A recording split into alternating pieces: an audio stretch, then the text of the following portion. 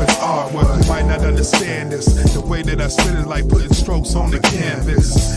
Taking notes of all the urban cries. Put it down, materialize, then watch as the paint dries.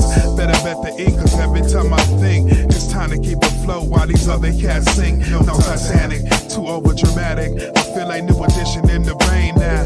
Tell me, can you stand it? With each word I'm building me a steeple. And if you open my works up, there you'll find my cathedral. You got your wood stains, a little glass paint, but it all tell a story, man. Think that it can't. Where I come from, it's deer hunters and street guns. So I spray these words like the Uzi weighs a ton. It's that heavy. I'm pouring this out from my heart to give you the truth the way that you see it's art. Now you can tell by the voice that it ain't a joke, and everything that spit is just like a brushstroke. Paint a pitch, paint a pitch, paint a pitch, paint a pitch, paint a pitch. Yo, this life's artwork. Now you can tell by the voice that it ain't a joke, and everything that it spit is like a brushstroke. Paint a pitch, paint a pitch, paint a pitch, paint a pitch, paint a pitch. Yo, this life's artwork. Description, better yet my mission is to visualize and give the world vision. Work to heal the streets with a little audio heat. Smooth it all out over laid back beats. A to the R to the T, Wisco flow. Like you're in a gallery and see a Picasso. But this ain't Picasso, baby. Even though it's like Jake, cause it's gonna drive the world crazy. This is for those admiring and looking. I heat it up for Instagram and play the rest cooking. It's so acrylic every time that I spit it. My foliage show that I all get it. Speaking of, this art get wows and awes. Like a masterpiece that's up in the halls. Everything is so realistic, but better yet, man, yo, it's so artistic. Now you can tell by the voice that it ain't a joke, and everything that spit is just like a brushstroke. Paint a pitch, paint a pitch, paint a pitch, paint a pitch, paint a pitch. Yo, this life is artwork. Now you can tell by the voice that it ain't a joke, and everything that it spit is like a brushstroke. Paint a pitch, paint a pitch, paint a pitch, paint a pitch, paint a pitch. Yo, this life is artwork. My glaze hand, bring the pick on home. I'm just an artiste in the Midwest zone. Now it's a lot of cats that paint, but they ain't making art, cause they be lying from the very start. So I make it a point that I paint what I feel, cause I know deep inside what I feel is all real. And this exhibit don't end till I say so. Sincerely yours, Michael Tangelo. Now you can tell by the voice that it ain't a joke, and the way that it spit is like a brushstroke. Paint a pitch, paint a pitch, paint a pitch, paint a pitch, paint a picture. Yo, this life is artwork. Now you can tell by the voice that it ain't a joke, and the way that it spit is like a brushstroke. Paint a pitch, paint a pitch, paint a pitch, paint a pitch, paint a picture. Yo, this life is artwork. It's all artwork, baby. Welcome to my masterpiece theater. Now you can go on and get a bootleg of it if you need to, you know what I'm saying? You can hang it on your wall, you don't even need a frame.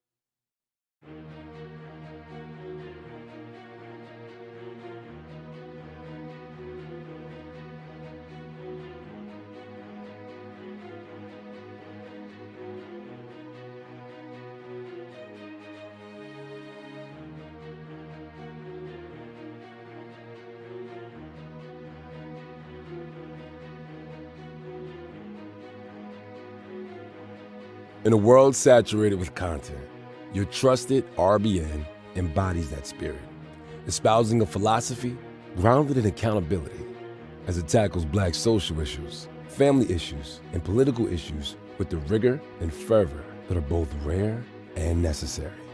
Under the audacious motto, we dare to be bold, not silent, the channel invites viewers into a space of unapologetic discourse, where pressing issues are unpacked with intelligence, empathy, and resilience.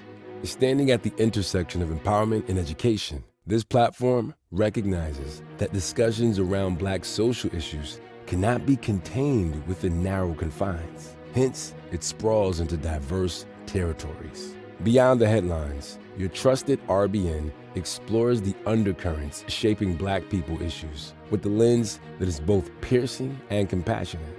A foray into the channel's political discourse reveals a landscape where accountability isn't just championed, it is demanded. Through thoughtful analysis and discerning critiques, the platform urges viewers to envision a political sphere devoid of passivity. Here, individuals are not mere spectators, but active participants steering the narrative and progress. Furthermore, engagement is not a one-way street on this platform. Viewers find themselves in a vibrant community where their voices are valued, where they are urged to be bold, not silent, and to engage actively through likes, comments, shares, and discussions that foster a rich and diverse tapestry of perspectives and insights. In a nutshell, your trusted RBN is more than a content hub. It is a pulsating, dynamic entity that stands as a bastion of accountability in a world inundated with noise. It doesn't just venture to spark discussions, it ignites movements, steering narratives with a force that is unyielding, yet respectful, grounded, yet visionary. Subscribe today and become a part of a community where you dare to be bold and not silent, where your voice matters. Now, welcome to our live stream. Have the conversation.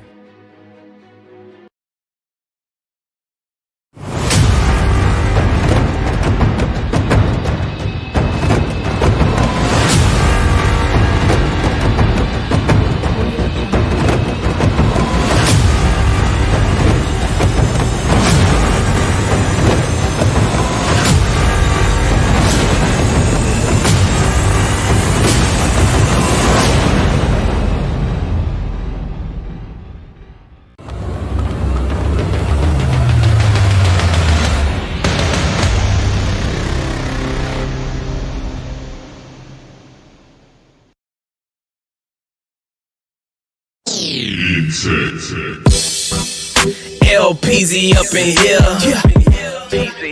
LPZ up in here. LPZ up in here. LPZ up in here. I'm a king, I'm a king. I've been made a righteous king. You gon' know that I'm a king when I step up on the scene. I'm a king, I'm a king. I've been made a righteous king. You gon' know that I'm a king when I step up on the scene. Okay, they been sleeping on me, now it's time to wake up from that nap. Get to know me, shorty, you can do that when you hear me rap. Flowing like a river when I spit, I know you feeling that. Crowns on my head, beat snapbacks and some fitted caps. Yep, turn it to the back and walk tall. Under 6 feet, I'm really not that tall at all. But I do some things that you never seen, bruh. Acting like a king. Why is that? Cause I'm a king, bruh. With a swagger that you probably never ever saw. Call me sushi cause I gotta give it to him raw. Southpaw like a left-handed boxer. Get the microphone and start snapping like a lobster. Yes sir, I've been made all over. Not Jehovah Witness, but I witness for Jehovah. Yep, I'm a soldier, marching on the scene.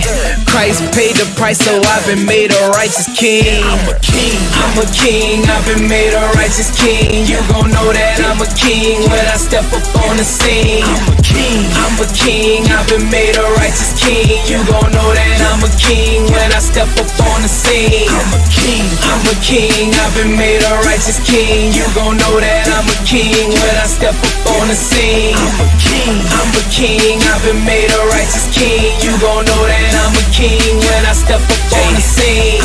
Run up on my head, yeah, I cut them dreads. Focus on my craft, gotta keep the family fed. I am on my grind, kingdom on my mind. I ain't talking about rims when I say I'm getting my shine. I'm talking about that light shining through my life. High flows, high tracks, gotta represent Christ. Step up on the scene, looking like a king, walking like a king, talking like a king. Not just any king, talking about a righteous king. Declared righteous by Christ, yep, Christ the king. Not moved by man, don't care what you're talking about. People's here, keep talking while I'm walking it out. Yep, doing my thing, repping Jesus' name. Going hard, moving up, yep, that's my aim. Bouncing, swagging, fresh kicks and some jeans. Walking with my chest out, cause I'm a king. I'm a king, I'm a king, I've been made a righteous king. You gon' know that I'm a king when I step up on the scene. I'm a king, I'm a king, I've been made a righteous king. You gon' know that I'm a king when I step up on the scene. I'm a king, I'm a king, I've been made a righteous king. You gon' know that I'm a king when I step up on the scene. I'm a king, I'm a king, I've been made a righteous king. You gon' know that I'm a king when I step up on the scene. I'm a king, swag, swag, I'm a king, homie. Swag, swag, you a king, homie. Swag, swag, we some kings, homie. Swag, yeah, yeah. I'm a king, I'm a king, I've been made a righteous king. You gon' know that I'm a king when I step up on the scene. I'm a king, I'm a king, I've been made a righteous king. You gon' know that I'm a king when I step up on the scene. I'm a king, I'm a king, I've been made a righteous king. You gon' know that I'm a king when I step up on the scene. I'm a king, I'm a king, I've been made a righteous king. You gon' know that I'm a king when I step up on the scene. I'm a king. Real talk, man. Yeah. I'm a king, baby. We are back. King, baby. We are back. It's been a week. We are back. King. You know what I'm saying? We are your trusted, real Bravado Network, You know what I'm saying? So where we discuss black people issues, Jesus is the king of kings. especially those issues that keep black folk from being together. Thank you guys for joining me tonight. You're a king, rule. Yeah, we got some business to handle tonight, y'all. We really do. Just a little bit of business we got to handle tonight. That's what you've been commanded to do. Dominion. Yeah, we got some business to handle tonight, y'all. Look, I was almost late to my own live stream because I'm sitting there. I was watching what is dude name? I forgot Fatty. I forgot his full channel name, but he had as his guest on the stream, This Might Be Risky podcast, and one of the ladies on the This Might Be Risky podcast, she's lesbian.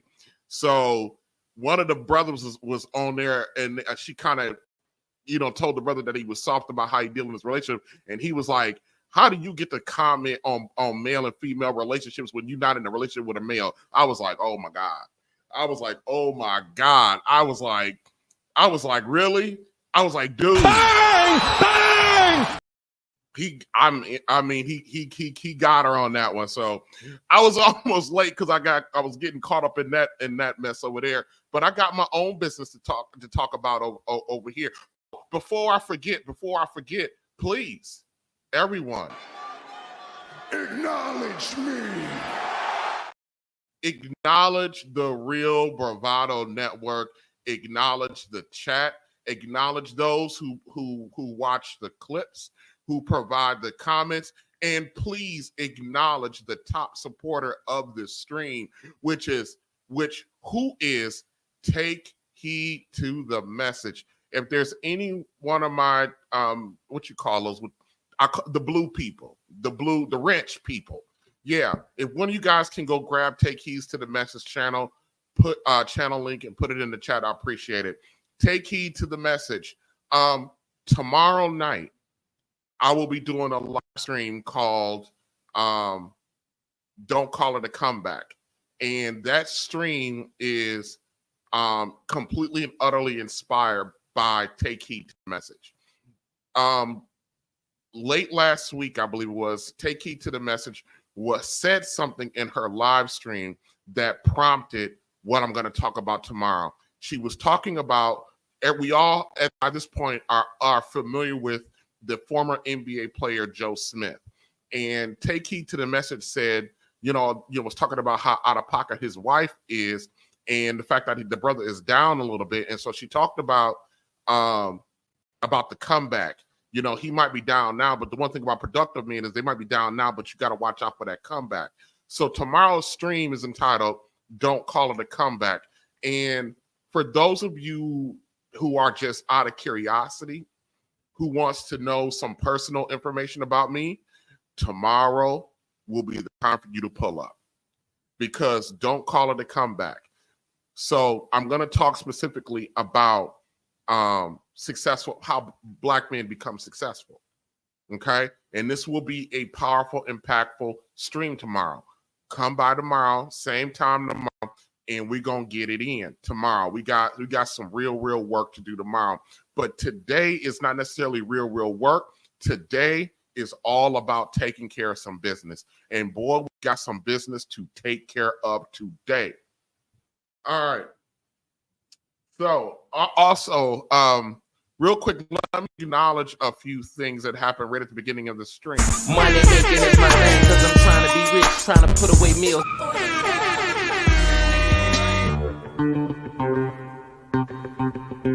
Here comes the money.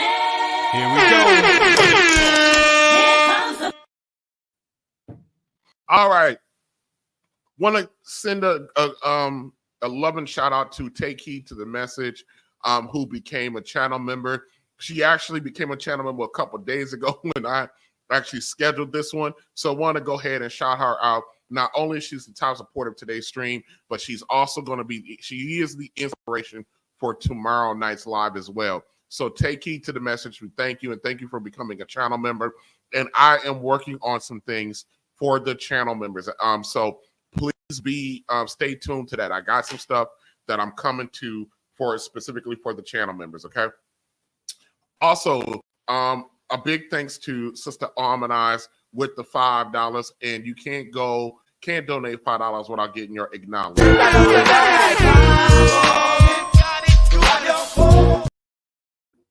All right, something wrong with my internet or my computer, or something going on with this. So thank you for the $5. Harmonize says, welcome back. We missed you. I know this is going to be awesome. We'll see. Let's do this. We got some business to take care of. And then the good brother, 3D Radio Network with the $5 with himself. No comment, no question, just the pure love of the game, as TLA likes to say. TLA, how do you feel about all of us who steal your lines? Why do you feel about us? They are amazing. Thank you for that, brother. I appreciate that. Money making. Okay, I'm just hitting buttons and stuff like that. Let me give you your acknowledgement.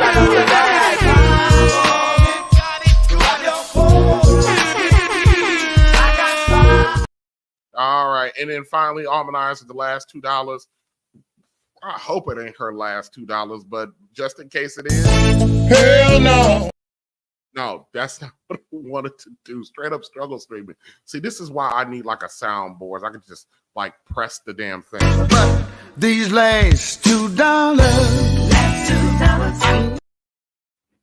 All right, thank you, Harmonize, for the total of $7, and everyone else who contributed to tonight. I appreciate it. You guys don't know how much I appreciate any contributions and donations. Everything that we do that I get over here goes directly back into the channel. I don't use it for anything else. No stakes, no nothing like that. Shout out, Frederick. Thank you for being over here, brother. Good. I appreciate you showing up. You should hit the link. Speaking of the link, I'm going to drop the link earlier on just in case. Okay. So I messed around enough. Let's get to it because it is late and I don't want to be on here long. I just want to hurry up and get to some, to the business. Let me talk to you. All right. let me talk to you for a second. For those of you that have been paying attention to the last 3 weeks of my content, the thing that I've been talking about specifically is about the fact that Black men are catching L's left and right. And I've been outlining very explicitly the kind of L's that Black men are catching and the fact that we're out here not doing anything about it. Tonight's stream will be no different. Tonight's stream will be all about more evidence that Black men are continually out here catching L's and are doing nothing about it. And not only are we not doing anything about it, but we are actually contributing to the L's that we're taking. So our main topic tonight is going to be talking about a clip from This Might Be Risky podcast, where one lady, in my estimated opinion, have dismantled 3 men. 3 men and their arguments. And sometimes when you are out here in debate and you got your side of things and you know what camp you belong in, sometimes it's pretty hard to acknowledge or tip your hat when somebody's actually right. And I've said this on multiple occasions that every argument or gripe that our women have with Black men today they're not wrong. Every argument, they're not wrong. There are certain things, there are certain aspects of Black malehood that our women got a problem with that they are absolutely right to have that problem with us. One of the things that I have been consistently saying over and over and over again, as a collective of men, Black men, we are weak. We are some of the biggest bunch of pussies walking around on planet Earth. I'm talking about Black American men. I'm not talking about men on an individual level. I'm not talking about TJ himself or El Guapo himself, which I'm about to get to in a second. I'm talking about as a collective group, as a whole unit. Black men are just soft. We're soft. We're weak. We're whiny. We're bitchy. We are to a degree. We are unintelligent. And if you look around these YouTube spaces, which is not necessarily real life, but a version of real life, you see men out here, and if they get into discussions or debates with women, a lot of these guys are outclassed in a debate. And it doesn't even matter. Let me tell you something about an actual debate. It doesn't matter if you're right in the debate. It's how can you convey your point more effectively? And time and time again, I watch men on these debate panels come to these debates, and they are woefully unprepared. They are woefully unprepared to go out here and make the argument that they need to make with the ladies. One of the things that I thought would be helpful was in this space was the fact that we are having these conversations and that it might lead to something one day. But here's the thing. These conversations can only lead someplace if the men begin to win these discussions. Now, they may be winning on a technical standpoint, but they're losing on a style standpoint.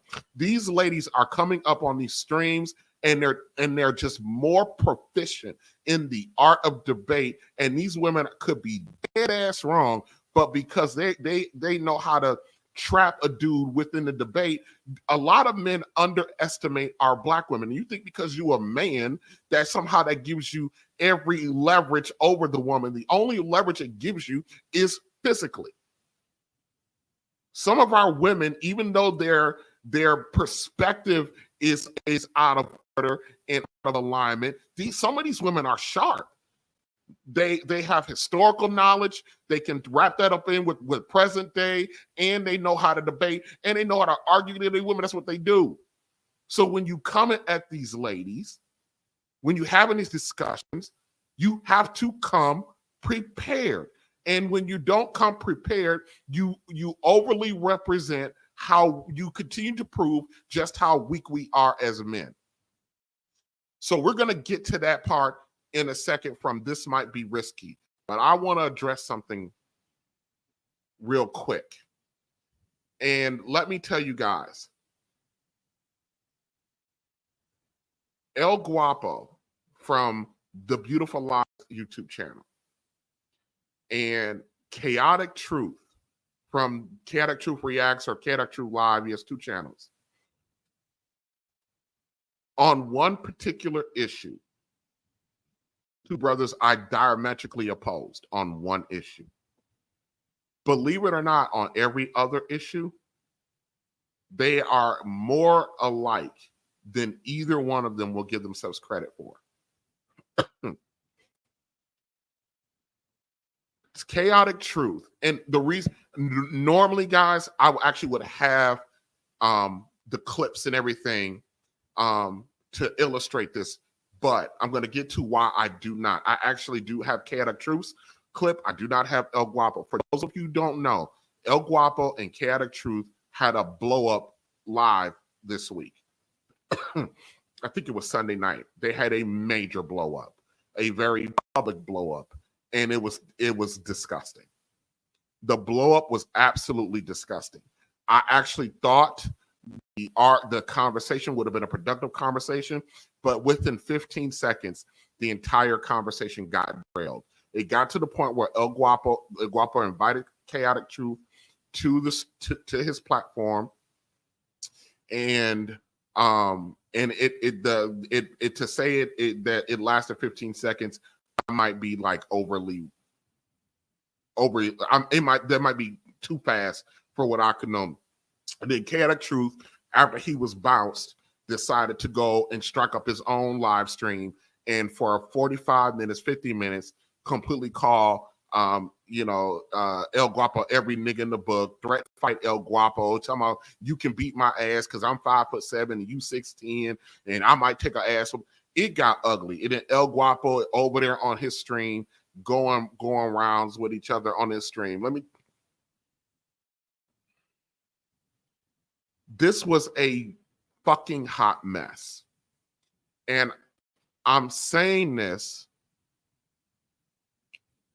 the biggest problem when you have men that have such a public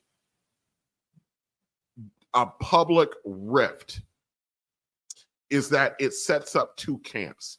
It sets up the fuck El Guapo camp, and it sets up the fuck Chaotic Truth camp. And if either one of these men are not developed enough, they will sit there and make statements of like, well, if you fuck with him, then I don't fuck with you. If you fuck with him, then I don't fuck with you. And then the people that are out here supporting each other, then if you are a supporter of one or the other, then the other supporters get mad if you don't take each other's side.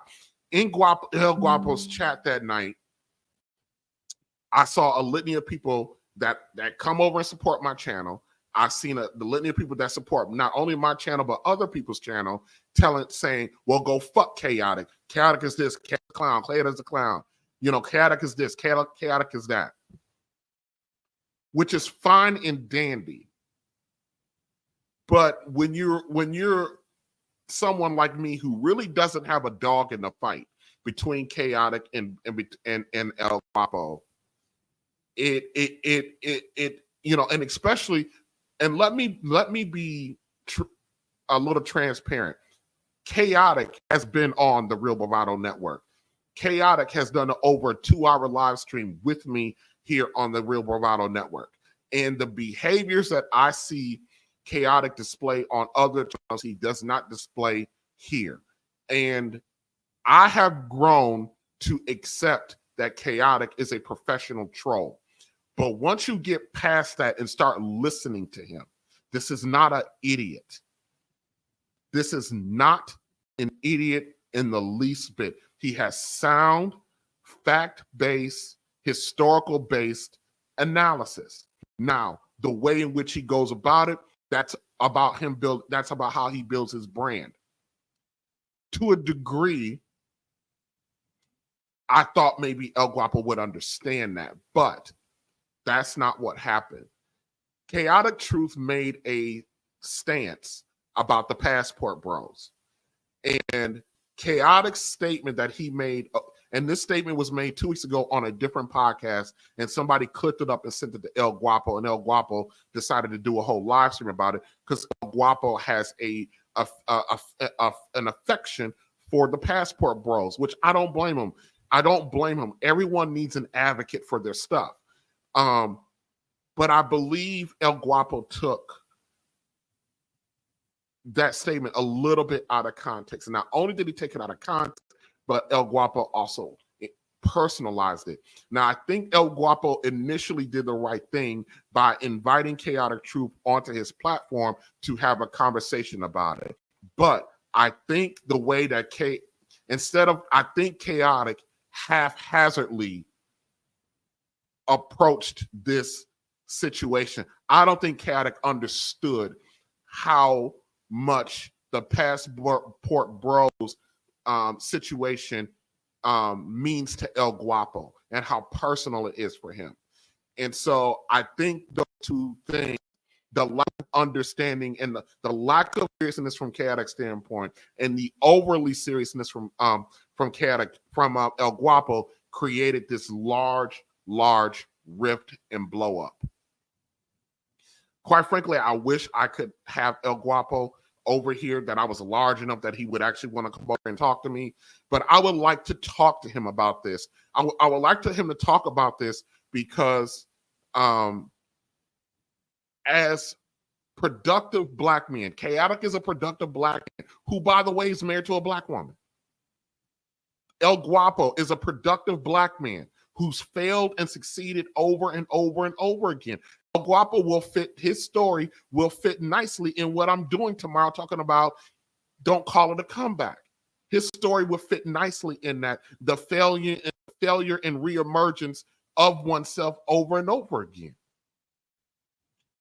Because of these two forces and the way they came together, created a huge blow up. And what that blow up ended up doing was presenting the world again with an image of how black men conduct themselves. This particular blow up that was so public between El Guapo and Chaotic, I always tell you, what other black men do publicly, I will be judged for, even if I had nothing to do with that public display. The other thing is that when you have black men who have such public displays of a public rift like that, it sets up, it draws a battle line. It's either you are in the El Guapo camp or you are in the Chaotic Truth camp. You can't be a guy like me who can take the entire situation and analyze it and go, listen, you knuckleheads, Chaotic, you came to this man's platform out of order. El Guapo, you personalized something that wasn't personal to you. You made it personal. And then a guy like me is in the middle because I can tell both of these knuckleheads that they both came to a situation with a predisposed mindset and behavior that they caused this rift. And that was, and both of these men talk on a regular basis about how to present themselves. Chaotic Truth always talks about the reason why you can't really believe in black folk is because black folk are too busy being niggas and they always do nigga shit. Well, guess what the fuck Chaotic did when he was invited up on El Guapo stuff? He came up there in the first 15 minutes, Chaotic did some nigga shit. And what happened in kind? And I know this might not be fair to El Guapo, but I place more onus on El Guapo to manage that, because that could have been a really productive conversation, because Chaotic actually had the conversation that El Guapo wanted to have with another person right after El Guapo banned him and kicked him off his show. And the reason why I place more onus on El Guapo is because of the standing El Guapo has. El Guapo, if you forget what you think about him personally, just think about the man himself. El Guapo can command a room. El Guapo is a phenomenal storyteller. El Guapo is a success story.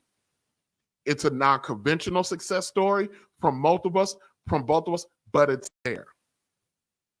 Sometimes when you are I don't want to say better person, but El Guapo, even though him and Chaotic are probably close together in age, I look at El Guapo as more the elder statesman. While Chaotic is in his mid-30s, he's a full grown man with a family, with a wife. El Guapo is more traveled. El Guapo has more experience. El Guapo should have more wisdom. And El Guapo should have known how to manage the situation. But El Guapo made it personal because of his affinity towards the Passport Bros. And El Guapo took the blow up as if this was a personal attack on El Guapo's family. Now, I am talking to you guys about this. It's one thing for me to talk about it and describe it in the ways that I'm analyzing it, and it's another thing for you guys to actually see it. You guys can't see it. I can show you the fallout, which is Chaotix, but it won't be fair to Chaotic to show just Chaotix fallout after being cut off, because it will make Chaotic look worse than what he did. You actually need El Guapo's take on it, but we don't have it. And I'm going to let El Guapo explain why we don't have it. Okay? Let's address the elephant in the room. Everybody bring it in. Group hug. Group hug, nigga. Come on, Craig. My last live stream went a little bit off the rails. And I can admit when I'm wrong. I'm not wrong for addressing the issue. I do not regret anything I said to that cat. But I am embarrassed that I did it in front of you all. I had a conversation with Richie Mack, and we talk about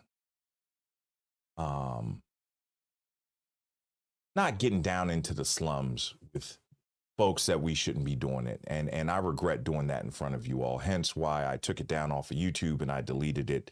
I'm not going to put it back up and everything. I appreciate the love and support, but let me explain something to you. My wife caught maybe a third of that live stream. You all know that I have a foreign wife, Colombian wife, Labea. This woman is amazing.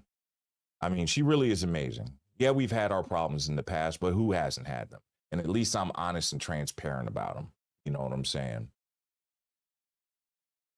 This woman today came outside as she was serving me lunch. It's Taco Tuesday. Shout out to Taco Tuesday.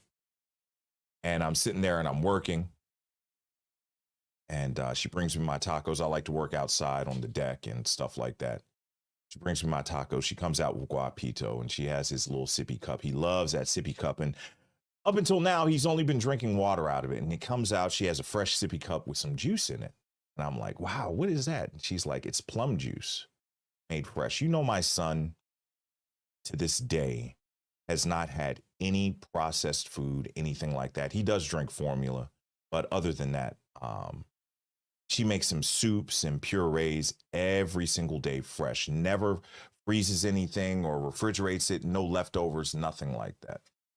And this is going to play in to what we're going to talk about tonight, especially when we get to number 8, which is the bonus entry, which I really hope that you stick around on Late Night with El Guapo and listen to number 8, because it is something that you have not heard before. I'm almost certain.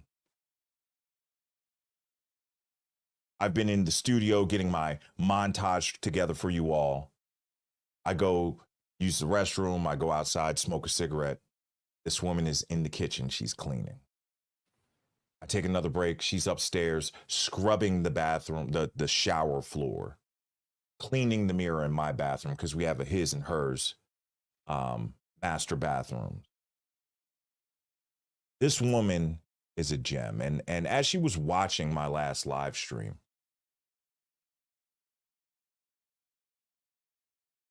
she shared with me today that it really, really bothered her.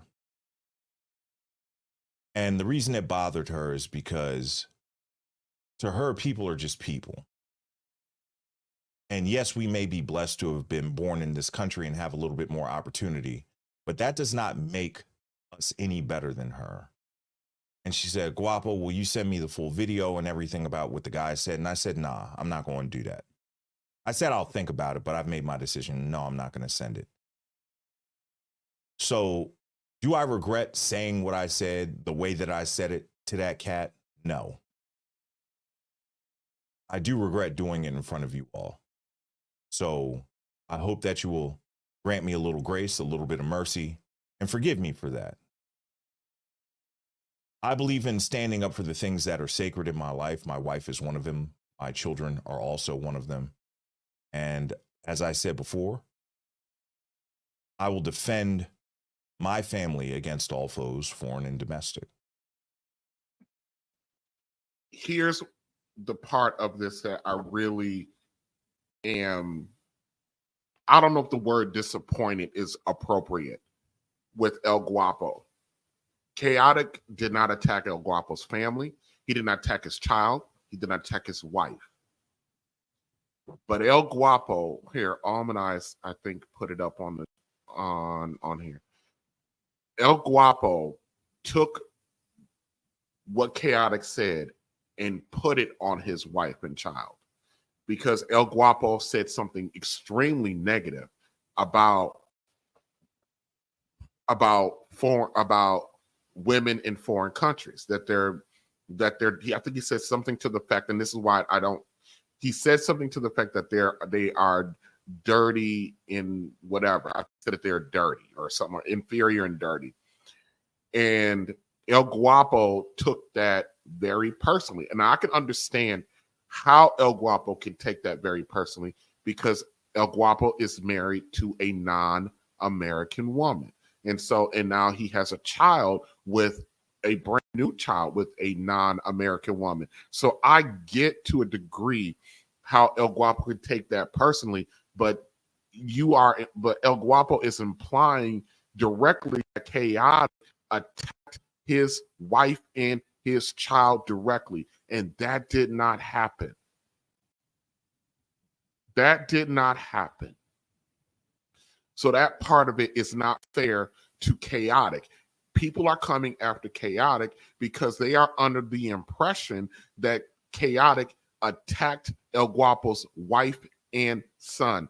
And that did not happen. At the beginning of the clip, El Guapo stated that he took down that stream and that he will never put it back up. So no one can go, because if he doesn't do that, no one can go back and look and analyze exactly what Chaotic did. I understand why El Guapo took it down, doesn't want to show it. It was embarrassing to him. The entire stream was embarrassing and uncomfortable.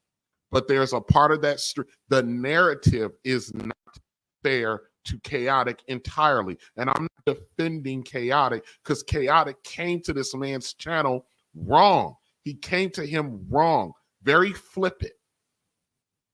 He came there being chaotic, hence his name. And it just set off a course of these two men blowing up at each other. El Guapo ended up doing the rest of the stream, firing after CT, and then CT went on, fired up his own stream, and did 90 minutes or so of firing off at El Guapo, talking about fist fighting, all kind of crazy stuff. It was another incident of black men embarrassing themselves and not thinking about the collective image of each other. They both failed. Now, El Guapo posted this stream last night. He went live last night, and this was at the beginning of his stream last night. And he said, "Yo, my fault for doing this. I'm embarrassed. I'm glad. I thought he would do that. I was under the impression, I got the sense that El Guapo would do that, and he did. But to have a narrative out here that El Guapo personally targeted El Guapo's wife and child, that's not fair, because that's not what happened. And we're not going to know what happened unless El Guapo ever re-uploads that stream, because people need to see it for themselves so they can make the decision for themselves. I just happened to see it in real time.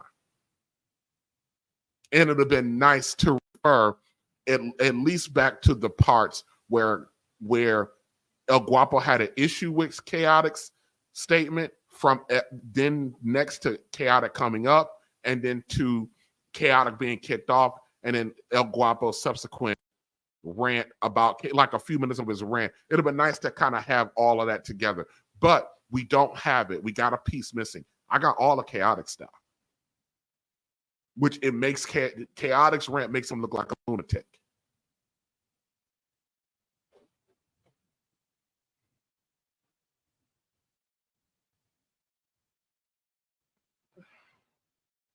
This, and let me tell you guys something. I'm up here talking about this stuff. It's not like I myself am immune to losing it. I was having a conversation with someone. I don't know if it was Almond Ice. I was having a conversation with someone about Kevin Samuels. You know, how he held himself out and how he was helped. How he held himself out, and how he didn't do public beefs, how he didn't call women bitches, how he didn't just, and how he always maintained his square. I watched a live stream with Kevin Samuels one time. In the monologue, him completely talk about how he don't call women out of their names, that he holds frame, men should behave this way. And then the first caller he took, about 10 minutes to call, he called her a bitch. You know, even the best of us can get got, you know, with our emotional state. Even the best of us can get got with our emotional state. But we as Black men have to be way more mindful and way more careful about how we do that publicly, because the next Black man is going to be judged on what you do. You might not like that, but it is what it is. Money making is my thing, cause I'm trying to be rich, trying to put away meals.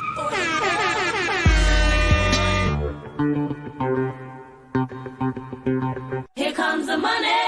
Here we go. Here comes the Shout out to the Black Lamb. I appreciate you for stopping over with the $20 super chat. Shout out to TJ. I don't know what's going on here. Hopefully you got caught up a little bit. Just want to show some support. Thank you. Today's stream is going to be, we're talking about that Black men always catching L's and that we're too weak to fight. And I got a whole segment of one woman dissecting these brothers about their lack of willingness to fight in a certain situation. But right before we get there, we have some business to take care of. The first part of the business was the El Guapo stuff. I appreciate the $20 super chat. And when you give us that kind of bread and that kind of support, Miss Black Lamb, listen, we got to give you a standing ovation.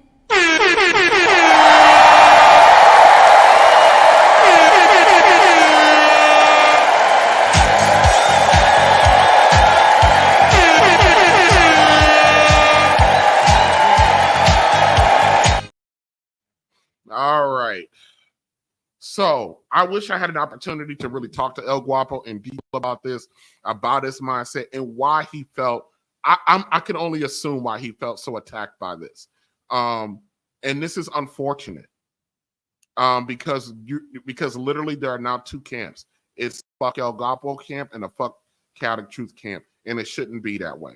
And if either El Guapo or Chaotic Truth, if their mindset is if you rock with him, you can't rock with me, then I guess I'll be out of both camps too.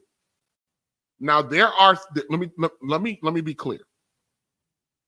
There are things, there are situations, and there are people that you can go, if you F with them, you can't F with me. One of them was when that crap hit the fan about Pearl Davis from Just Pearly Things. There are men who came to that woman rescue. I just can't fuck with you no more. because that was about us as a whole, not just an individual spat. So there are things, let me be clear, there are things that you can actually draw the line. I don't believe that this is one of them. And El Guap, I don't know if he's ever going to see this or we clip it up and he gets to see the clip. I have no idea. I don't even know if the brother watches my content at all. He's aware of me, but don't know me. But remember when you, and I'm not going to go back to tell the story because it's your story to tell. Well, you told it multiple times on your channel, El Guapo. Remember when you fucked up with Kevin Samuels? Remember when you stuck your foot in the mouth with Kevin Samuels? And from one incident, Kevin said to you that he would never fuck with you again. And the man ended up dying before you had the ability to try to repair that. So just because someone offends us, or just because someone hits us a little too close to home, don't be so quick to throw a brother away. Because remember, Kevin Samuels threw you away. All right, y'all. Moving on. Let's see. We're from the studio. All right, moving on. And if you guys don't agree, let's see. Who in the, do I got VBN in the chat? VBN, if you in the chat, come up. I want somebody to tell me. Somebody tell me. Am I off on this a little bit? Any of the brothers that are out there, even one of the sisters are out there. If you guys think I'm off on this one, come on up and tell me what you think about my assessment of what I explained. It's not like I can show it to you because El Guapo took all the evidence away. So it's not like I could show you. But based on my analysis, including what the last part of what I just said about not being so quick to throw each other away, come on up and talk to me about it. But in the meantime, let's get a little bit closer to our subject today.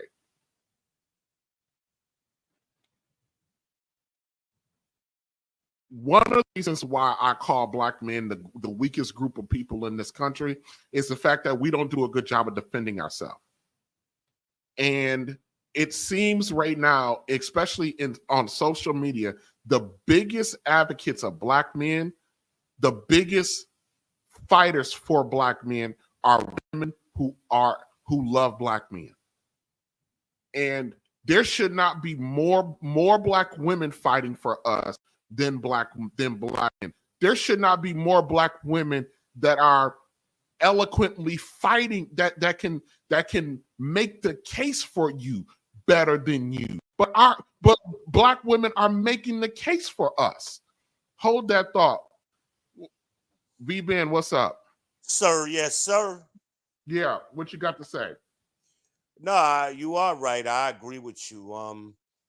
And I've seen too many of these beefs in the manosphere over the time. And I say this. Nobody agrees 100% of the time. But most of us agree 70 to 80%. And I think as Black men, we need to focus on the things we agree with and not the 2 or 3 things we don't agree with. But we tend to focus on those 1 or 2 disagreements and it goes off the rails instead of building with the 7 or 8 things we solid on. When I was watching, I was at work when I watched that live unfold online. I was horrified. I was absolutely horrified at what well, at first I was confused. I went from confusion to being horrified. I mean, El Guapo, you know, he's a passport, bro, and he's takes that to heart. But I think we have different groups of passport bros or people claiming to be that. And I think, especially with the younger guys, they're not passport bros.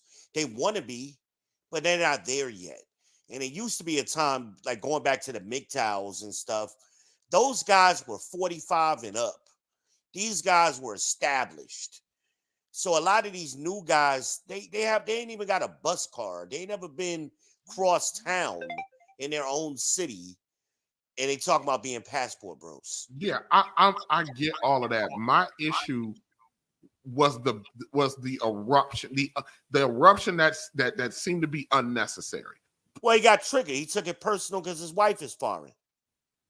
Yeah, I mean, he didn't come out and, well, he did to a degree. I thought it was not. The last part of what I was saying before I was wrapping up the issue with him was, I don't like this narrative that he's putting out that his wife got attacked, his kid got attacked. That did not happen. Well, that's what they do. And let me tell you something. I love me some El Guapo, but he cannot sit out here and let that narrative go no, well, I shouldn't say he. Anybody who knows and saw it live, if you want to be, I don't care if you are Team El Guapo and anti-chaotic. The truth of the matter is, Chaotic did not take a shot at El Guapo's child or wife. And I do not think that that's a fair narrative. For even in his apology video, he still gave the impression that that's what that man did. And that man did not do that. Well, I mean, to me, that's a deflection, and you're trying to move the goalpost in the argument. It's a real effeminate trait to do that when men do that. I expect women to do that, but men, it's just real ugly when men do it. And like, I was on a podcast, about a week ago, and I said, F these punk ass daddies. And the person tried to make it seem like I knew her father personally and it was so offensive. I've been saying F these punk ass daddies for a decade, including my own, when talking about that old generation of men, how they screwed it up. But she tried to make it seem like I offended her father personally because she wanted to move the argument. She didn't want to deal with what I was saying. Oh, you're offending me personally. No, V, that ain't right. You're being. And then all of the Captain Saberhoes came out and wanted to defend her.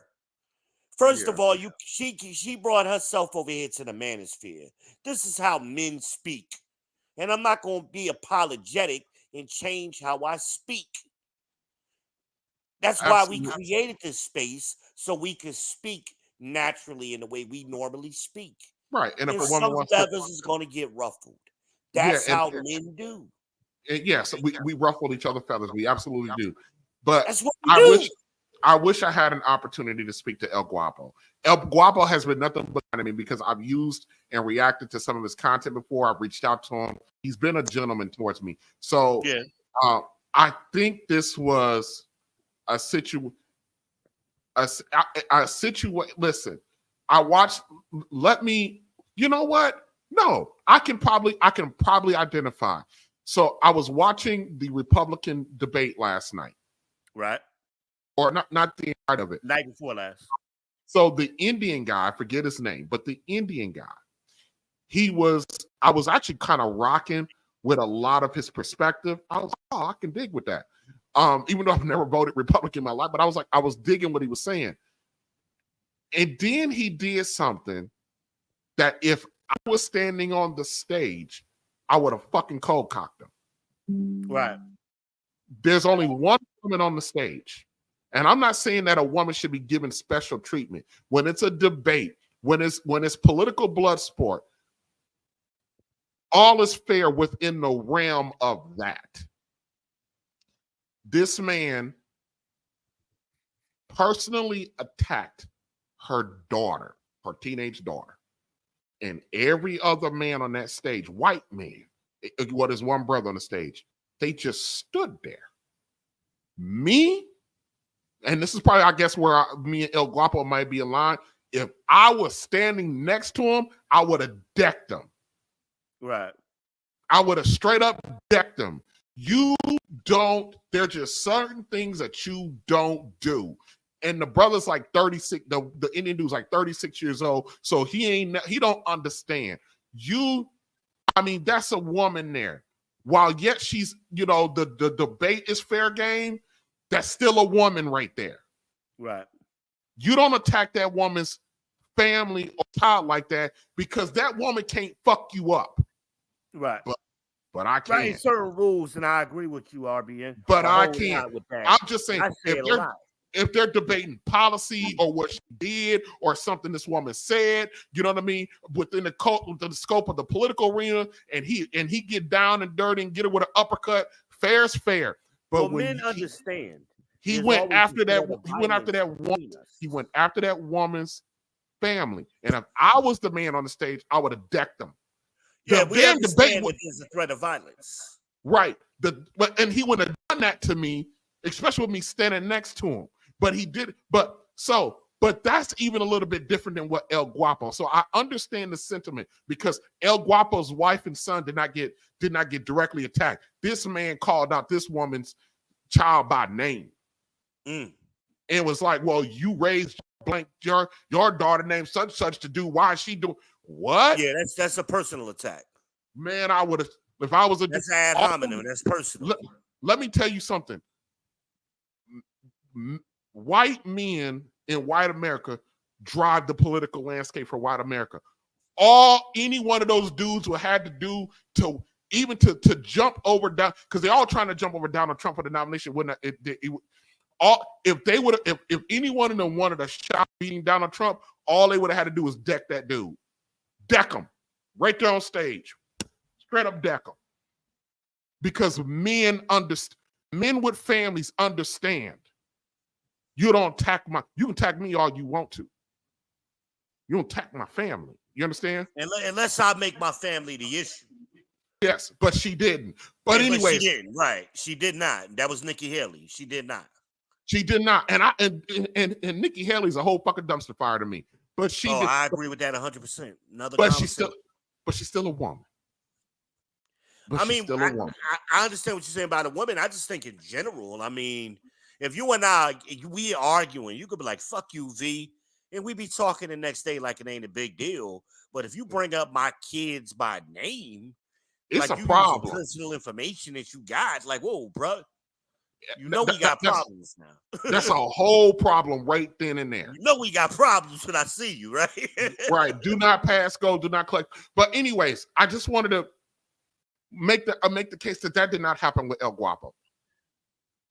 So that did not happen to him. But I understand the sentiment. All right, I think he allowed himself to get triggered because and sometimes we do this. We associate our issues and make them personal. Yes, it's a human thing. But the reason why I say that this is the more onus is on El Guapo is because El Guapo is the elder statesman over Chaotic. Chaotic is like 34, 35 years old. El Guapo almost 50. Come on, man. That's like. Well, here's the problem, especially with these younger generation of guys, and a lot of guys. They didn't. I'm not even going to talk about them growing up with their fathers. They didn't grow up around men, so they don't understand. They never been in a conversation with a group of men in their life. Yeah, where there was just certain things you just don't say because somebody gonna put their hands on you. Yeah. They never been there, and I say it all the time. I'm like, yo, I know if we was in real life, you wouldn't have said that. You wouldn't have said that shit. All right, VBN, I'm about to put a pause there. If you want to hang around, I got to get to this other part. Then I got to get to the main event. Yeah, hang around. Yeah, the main event is something else. So just give me a second, okay? Yeah, I hang around. Don't worry. I'm here with you. So like I was saying a minute ago, before VBN came up, like I was saying a minute ago, shouldn't nobody be out here out advocating for black men more than black men? But the more I look around and see who's actually doing the advocating for black men, it's actually the black women who love black men. And trust and believe, I'll take any kind of aid where I can get it. But I do not want my woman or our women on the front lines of reestablishing our male dominance or our image. That should be coming from us. But we're out here too busy doing crap like what El Guapo and Chaotic is doing. You know, which is fighting one another. We got bigger fish to fry than to figure out. And side note, Chaotic Who gives a fuck what the passport bros are doing? Let me be let me be candid. El Guapo, Chaotic Truth, Anton Daniels, Angry Man, Trigger Mike. I think of it. These guys, none of these guys have a dog in the fight when it comes to passport bros. Why they don't have a dog in the fight? Because all of these brothers I just named got wives. Every last one of them. So why do you care about what a group of men is doing because they want female companionship? Like, for real. If a brother can't find female companionship in the United States of America, and I'm telling you as an American black man, that shit is hard than a motherfucker to try to get a woman to come on and get on your program and your plan, especially if you ain't in the top 20% of men. I am not in the top 20% of men. I am in the top 20. Let me stop. I am not in the top 20% of men as far as looks go. I'm 5'11". I'm not 6'3".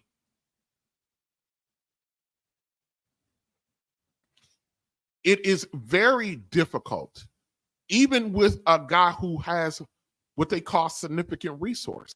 I have significant resources. I work my ass off for them. It ain't coming easy.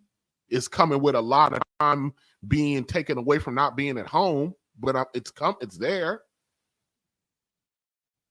But if these guys find it easier or a more fruitful path, that they need to go to Thailand, Venezuela, the Dominican Republic, even if it's just to get some physical relief from, God bless them.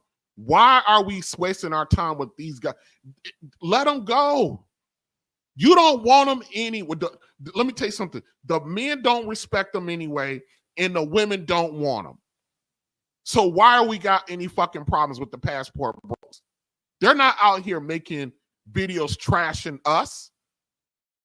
So why even the fight over it? But anyways, so that's my, if anybody want to know what my take is on the passport bro, now you got it. Now you got it.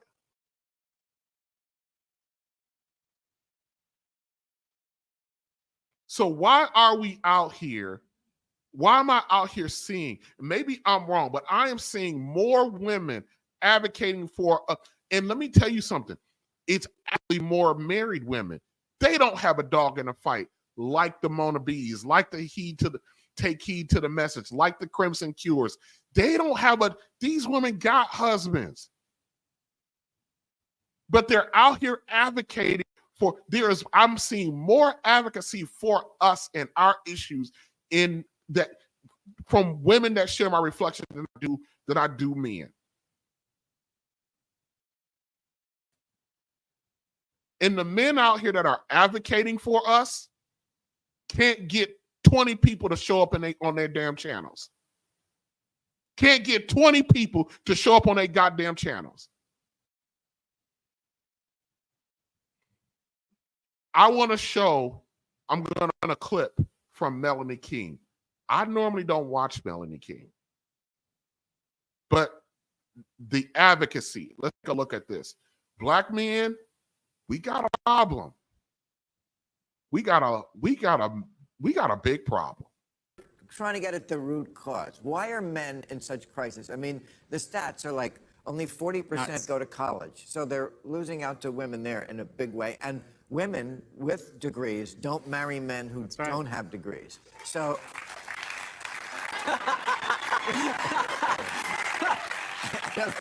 great, you'll be lonely forever, aren't you? Why are you cheering that? That's not, I didn't tell my wife. They don't marry as much. Not these women cheering, thinking that they're dunking on men because we have college degrees. So we don't want these dusty men who are blue collar and everything else. Meanwhile, so many women are saddled with college debt. They're underemployed because they're not able to get jobs in the field with that degree that they got, especially if they don't have a degree that's in STEM. A lot of women are finding out that their degrees don't pay a lot. that they are capped out at a level where it's not the lifestyle that they want.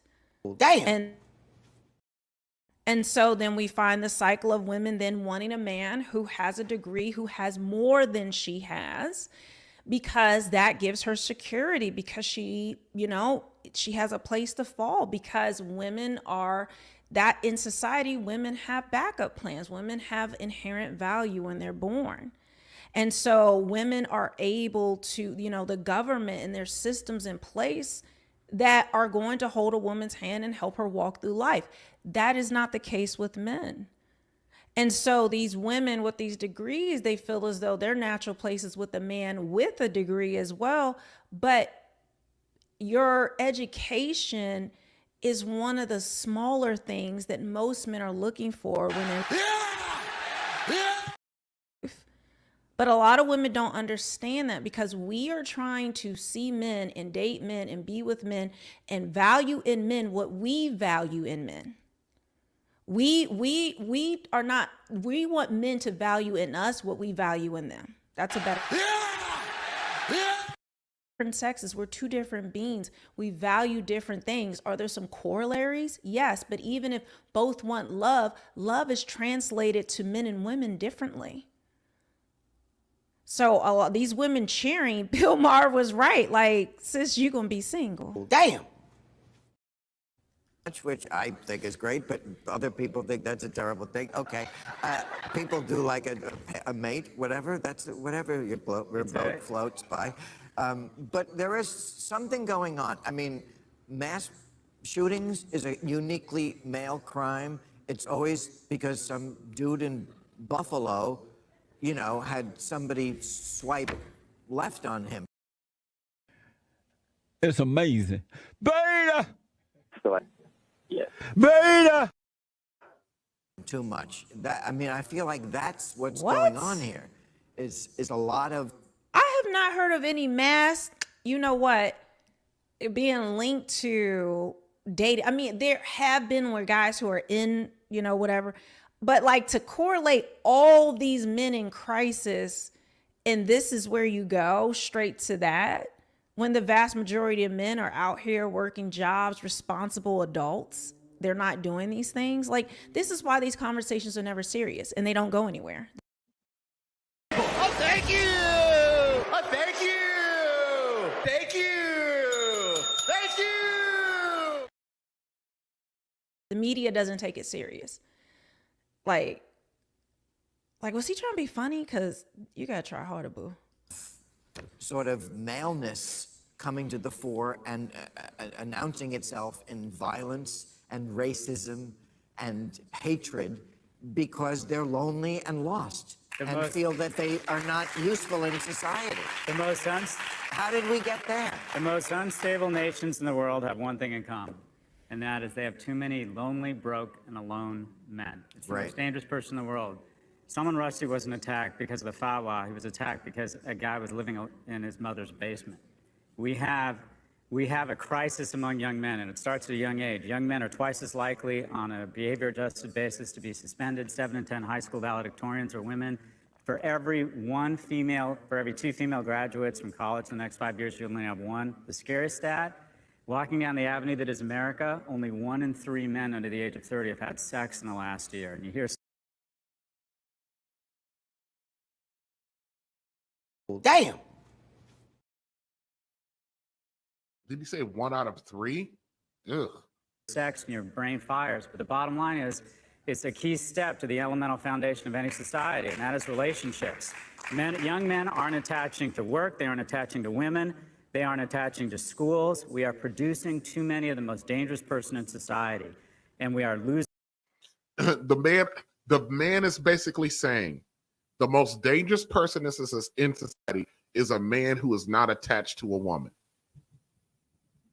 And you ladies don't think that your position in this world is not powerful. The world is safe because of you.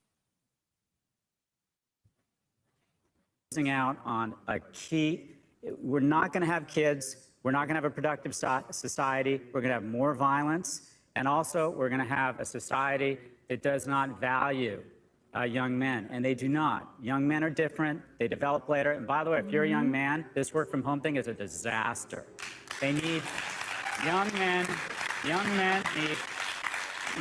need guardrails. They need to know how to read a room. They need to put on a clean shirt. They know not to get high or drink too much during the week and then get into the office the next day. We have a crisis among young men.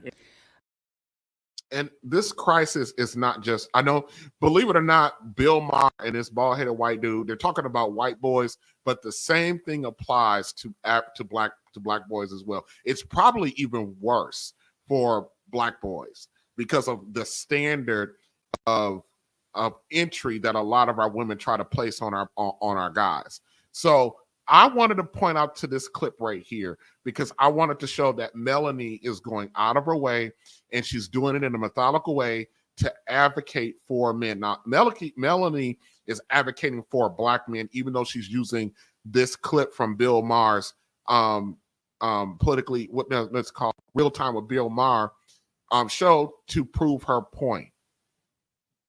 My point is I'm continually starting to become alarmed with how disconnected black men are and where our attention is actually going, especially in these social media spaces, which social media seems to be a big influence in a lot of people's lives. It is not in mine, but I'm just saying that black men's attention is way more focused on things that don't help our cause at all.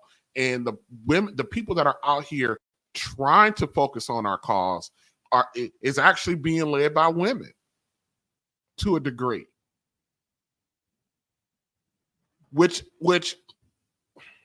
and I almost hate to have streams like this because I know I'm providing ammunition to people who don't value black men or black men's word or our leadership or our perspective or how we care. I know that by me sitting up here calling out our black men, that there are going to be groups of people, including our own women, who can point to and say, hey, look, even TJ, one of your own brothers, got this, says that you guys are like this. I'm doing it to ring the alarm about where black men's attention are. And the fact that as a black man, you are making us look, not only are you making us look weak, you are solidifying the argument that we are. And this brings me to my topic for today.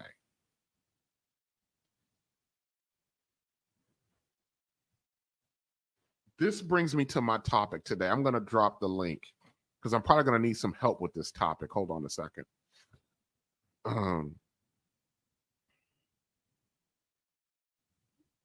Drop the link again. Black men are too weak to fight.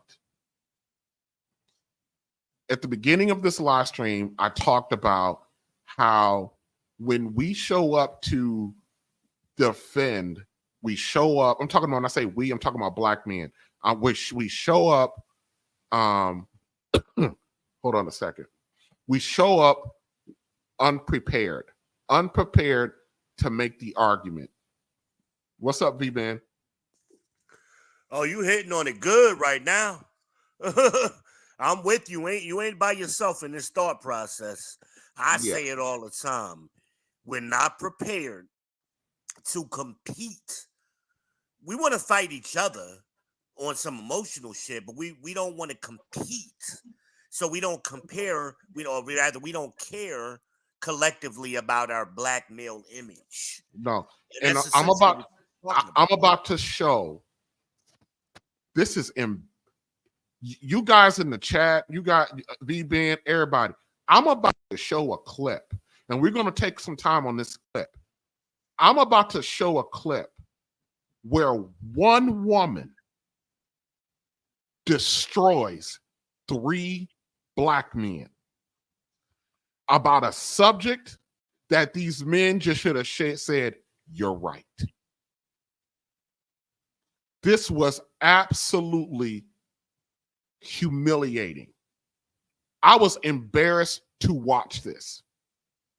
Now, I might be overly pumping this up, so this is why we share this information out here, because my assessment of shit might be wrong. But I'm telling you, I was effing embarrassed watching these 3 men get straight up Ginsu knifed by this woman. And this woman was trying her damnness to let these men know how you are being perceived. And she's saying, you guys are too weak to fight. Talk to the people. And so I'm going to get to it because maybe I'm wrong, but to me, and this is a woman I disagree with. I've been on this show. I've been on this panel. I've gone rounds with these sisters on these panels. This is how I can tell these guys that when you show up on panels with these sisters behaviorally are out of order, but they're smart. And it's a really dangerous thing when you got a real smart woman who know how to articulate, who know how to prove her point, and then she's dead wrong in the process. You know what I mean? Well, it's like I said to Mona in the chat. Women fight to win the argument. There you go. At all costs. Fight to be correct. And but this woman, not only is she correct, she won the argument, which you know what's gonna do? It's gonna make other issues. It's gonna give her the impression that she's the authority on other issues because she sat here and she dog walked 3 supposedly smart dudes. Let it run. She dog walked their ass. And let me tell you something. There are other women on the panel. I want you to see what the other women said on the panel. Did you hear what I said? Yeah, bring it. I want you to see what the other women said on the panel. Here we go. Indeed, brother. What you got, bro? Question, comment, or smoke? Comment. All right. So when it was to Dana's point about there always being hoeing, and I'm gonna guess she's right in a sense, but I think what has absolutely changed, we have hit like a fever pitch with society's acceptance of it. Because remember, they had to remove shame for it to get this bad. That's really how we fed into the degeneracy in the first place. So what we used to have was, like, most of us, if we really want to be honest, our life trajectory happened because of like a shotgun wedding. So yeah, people have been having sex since time immemorial, but somebody is going to hold that man to task. You got my daughter pregnant, little nigga. You going to marry. Like, you see what I'm saying? That used to be how it went down. You used to do dishonorable things and then get held to honor. Now we don't get held to honor. You know, you just have a baby out of wedlock. It just is what it is. So that is a part of the degeneracy. So it was happening at a much lower rate only because people were far more afraid of fear. Fear of the shame that came from society, but it's just a total acceptance of it now that it's changed. So it's absolutely worse. That's what I just wanted to say. Where, yeah, people have been having sex since we realized we had dicks and y'all have vaginas, but somebody used to hold you to a much higher standard of what happens after the sex happens. And that's no longer present at all. Hey, you pause that for a minute. No, Mike, just to clarify, yeah.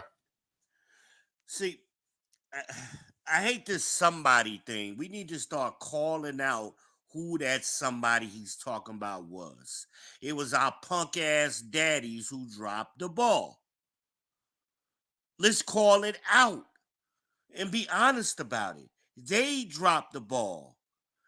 And that's why the shotgun winners or the shaming is going away, because those men bowed the knee, they bended the knee to their daughters and to their wives prior to the 70s, and the 70s rolled in, and now we got what we got.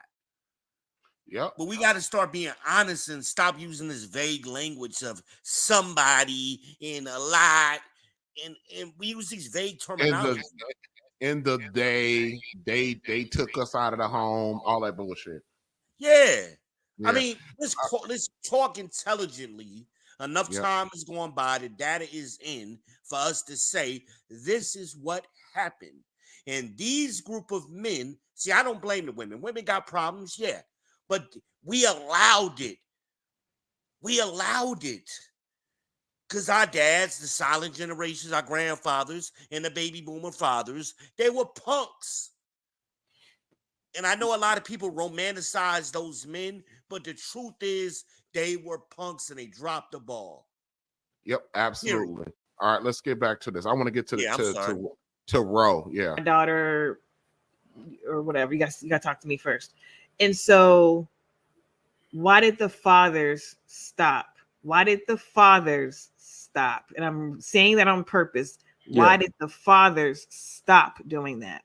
I don't want to hear about the women's. The one thing that I can say, if we all have our opinions about this, the one thing I can say is that we gave unilateral power and influence of the children to the woman. That's all I can say. I'm not blaming it on women. What I'm saying is that the person with control over the children is effectually going to control that process. So when we're saying that fathers didn't, if fathers had control of the children, meaning where they went to school, what they eat, where they live, and if they live primarily with fathers, we wouldn't have this problem at large. Why they give up control though? They gave up control. That's not fair. They didn't give up control. You said it though. Women get custody. That's what I mean. Women get custody. That's not what you said, though. I'm going off what you said. So they gave up control. Women get custody of children. Women get custody of children a majority of time. All right. Shout out to real quick. Shout out to Eric Jordan. I did not forget about your super chat. Shout out for the $2 super chat. Thank you, brother. RB here, aka acknowledge me. Salute, brother. Okay, right off top. Acknowledge me. All right. Yeah, I wanted to make sure I got that in before we get to cooking on this. All right. Thanks, Eric Jordan. Appreciate you. So the father doesn't have a say? Is that what you're saying? Absolutely. Like, so think about it this way. I was on the show last Friday, and the host was just giving, because she has a good co-parenting situation, she was giving just all these random generalizations. I was happy when my baby daddy got married. I was happy when he found a new woman. And that's not the average everyday situation. What we keep forgetting is that divorce is chaotic. It's turmoil. You took two people that used to love each other, now put them at odds with one another over space, control, who gets the house, who gets the car.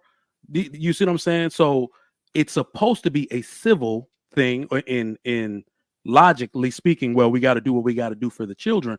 But men will tell you that this woman, there are serious periods where she starts acting up, most notably when he gets a new woman.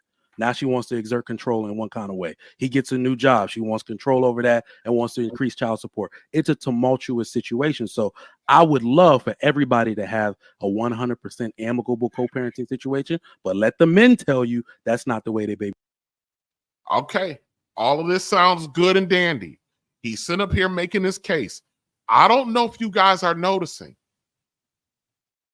Watch the women. Now, everything this brother should be saying should be a trigger for the ladies. Look at the ladies. Ain't nobody interrupting. Ain't nobody saying it. They're letting them talk. This is not because these ladies are being shut down by Trigger Mike. And I love me some Trigger Mike. I'm just saying these ladies on this particular channel, they're good at the art of debate. Good at winning the argument. They can teach a master class in this to a degree. Except when they come to me, I went up there and ate them up. But this is me. Your mamas get down. Well, bro, I think that to the comes with person experience too, and I think sometimes what you say? Start over. Hey, V-Man, start over. It was playing. What'd you say? I think that comes with experience with what you just said. What comes with experience? Just experience in life and dealing with women.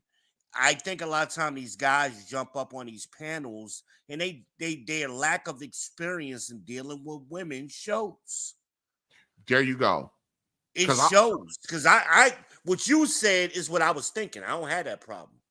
Yeah, I don't have that problem when I get on panels with women.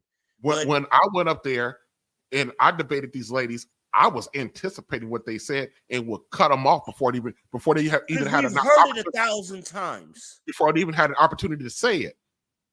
And I'd be like, or when they try to get me, or when they try to pigeonhole me into something, I'm like, lady, I know what you're doing, and then I'll explain to them what they're trying to do. This is And what I you're do trying the to same do. thing. And I'll I'm tell not them, gonna, and that's not where we're going because you're trying to do this. I said to try to, yeah. But let me get back to it because it gets good. It gets real good. But this brother and do I'm not purposely know. breaking it up so you don't get no content strike too. By the way. Oh no, no, they're not gonna content strike me. Hamp gave me this. Well, you know how it goes. You know. Yeah. I'm just conditioned that way anyway. You know. Yeah, I know. This brother and the brother that just came up on the screen, they have no idea that they're being set up. Nope. We saw Kevin Samuels do this every night to the women, so they learned from him. This dude is now what he's saying is cool, but he think he's rocking and rolling because the ladies ain't saying nothing. But start looking at their faces. This brother, this brother, Trigger Mike, I love Trigger Mike. That's my dog. He's married and has no idea that he's about to walk into a buzzsaw. How old is he? Trigger Mike, he's got to be 40. So he's a millennial. How long has he been married? I don't know. He's been married for a minute, I think. Yeah, so I've been experience may only be with that one woman. I don't know, but he should know that he get, when I'm talking to my lady or a lady and that motherfucker too quiet and she ain't responding, my alarm bell start going, okay, what the fuck's going on here? My alarm bell start going off. These brothers, they just think they cooking. Go ahead. All right, let me get going. Well, that's why in sales we say ABC, always be closing. So you always want to put out little closes in an argument to see where they at. You don't want them to be quiet. Yeah. All right, let's see what they got to say. Right. Oh, absolutely. It goes back to the woman you chose, and absolutely. Ultimately, the excuse of if I get a woman, then I don't have control, or don't have say so, or I don't do this because I have a new woman. You as the father, you have rights. You have, and I've said this before on here, you all use that as an excuse because she has put herself in a role that you all unjustly gave her. Bang! Bang! It's good! I don't think y'all fucking heard her. Hold on a second. I'm a rewind. I'm a rewind that just a little bit. This brother got punched in the damn face and don't even realize it. Hold on a second. I'm gonna rewind it back just a little bit. She got him. Hold on. You all use that as an excuse because. Hold on. Let me go back right here. If I get a woman, then I don't have control, or I have. Hold on a second. The rewind ain't Situation, going so. but let the men tell you that's not the way their baby mamas get down. We'll go back to to the woman you chose, right? Oh, absolutely. It goes back to the woman you chose, and see, hey guys, hey V Ben. Yes, sir. You hear he's going. She goes. It goes back to the woman y'all chose. This. Hold on a second. I have a disease. I'm allergic to stupid shit. So this motherfucker. I love me some Mike, and I'm not calling you a motherfucker, Mike. I'm just talking. I'm just talking shit. This girl goes. So this goes back to the woman you chose. Oh, and Mike, everything she done plucked his ever-loving, she on my side, this feels good strings. And he go, absolutely. Oh, yeah. Yo, absolutely. Right. Oh, he think he got an ally. But unfortunately, he being stupid. And TJ, I have a disease. I'm allergic to stupid shit. She hit him with the rope-a-dope. Ooh, watch. Shit, she put Look, this shit. I gotta. Okay, come on. I'm trying to, because this is brutal, and he don't even know how brutal this shit is. Hold on a second, because she hit him with a Mike Tyson haymaker, and she never stopped. Ultimately, the excuse of, if I get a woman, then I don't have control, or I don't have say so, or I don't do this because I have a new woman. You as the father, you have rights. You have, and I've said this before on here, you all use that as an excuse. Bang! Bang! It's good! She said you use it as an excuse. That's a fucking gut punch. And he too silly to understand what she's saying. Hold on, let me keep going. Let me keep going. Go ahead, Ro. Hold on, I gotta give it to her. She gave it to him. Hold on. And this is what you were saying earlier. We're not prepared. So he wasn't prepared to counteract this. And I'm not against the guy. I don't know the guy personally as you do. Hopefully he hears our critique and he learns what we're trying to say. This shit gets Trigger Mike is normal. Trigger Mike is normally on his shit, but he was not today. He got his ass whooped. Not only him, but the guy next, and it's going to be another guy that come up. Yeah. So what he should have said, right? To hold on a second, VBN. Before you let it play any further.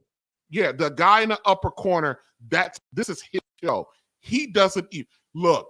This shit was so bad, the host wouldn't even come to the brother's rescue. Damn. Now you know it's bad when the host go, you know what?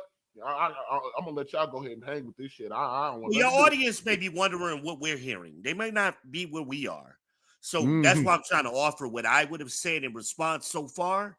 That y'all shit I would have shut down. Because first of all, they like to try to blame modern men for what their granddaddies and fathers did. It wasn't us, it was them. So that would have been the first one. I would have corrected her on that. All right, let's go. I want to get to this. Is ridiculous because she has put herself in a role that you all unjustly gave her. You gave her that control because you have equal rights to your children. And so whether or not you're going to make the opportunity for you to go out and fight for your 50-50 or whatever it is, that is on you. Bang! Bang! It's good! As the father. And that's me being raised. That's me being raised by a single father. But I will say this, your situation obviously is not common. He did not give up control. The system gave him control.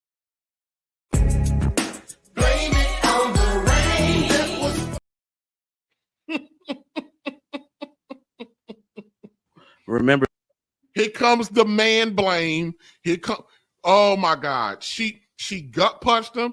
He knows she gut punched him. She is factually correct in the brother brain short-circuited. For this same system. No. I'm gonna say this again. I'm gonna say this again because it's not that the system gave him control. I mean, gave her control. However, it happened, and he was able to exert his control, his power as the man, to be in a role where he had his children. That was a decision. So I said what I said. So it's not Wait, about. I'm sorry, I'm lost. Are you saying that Let me a catch man you can? Let me catch you up. Hell no! She's like, let me catch you up. Sit your $5 ass down before I make change. She said, let me catch you up. Oh shit! She said, let me catch you up. And this is what I was speaking about. Hold they on a second, bro. Prepared. Hold on a second. They don't know what they talking about. She was like, this is what she was like. She was like, we are up and we want the smoke. She was ready. Let me catch you up. My damn. See, I could come to an agreement with this sister in this argument. Couple little corrections, little tweaks, and she'd be on point. Because I'm agreeing with her with most of what she said. Hold on, any rational human being be agreeing with what she was saying. I said at the beginning of this clip, this conversation would have been over with if brothers would have said, you know, y'all right. But no, she would have showed them what she is. Messy Michonne, what is she? I'm a black woman. Shout out to Messy Michonne. Shout out to Messy Michonne. Come on. He tried to tell you. I'ma tell you. You ain't gonna tell me. That's what he tried to do. That's what she do. That's what he doing. That's what he doing. Okay, she for to catch him up. Now I'm telling you, I said at the beginning, she for to cook all three of these brothers. So she cooking him first. This woman eating well right now. This is her appetizer. Boy, this is appetizer. This is all you could eat salad and breadsticks at Olive Garden right now. My goodness. Hold on a second. Let me cut you up. However he got custody of us, his children, he exerted his man control of being the father. And then you're saying that men that don't have custody of their kids don't fight to have it? Is that I'm not saying they do or they don't, but they're using the excuse of the woman that they were with can play this and do that, and they don't have any control to go to court and do whatever. That's an excuse. Hell no, to the no. She got him. She's telling the truth. It's a effing excuse. Well, it's not about control of going to court. The statistics say no matter what a man. What I'm saying is, no, in most states, especially it's state specific. Actually, it's not even unilateral across the U.S. It's state specific. We know mothers are going to get. Now, let me actually say. And listen to a single mom talk. Talkity talking. Yep, that's what he doing. That's all he doing. Talkity talking.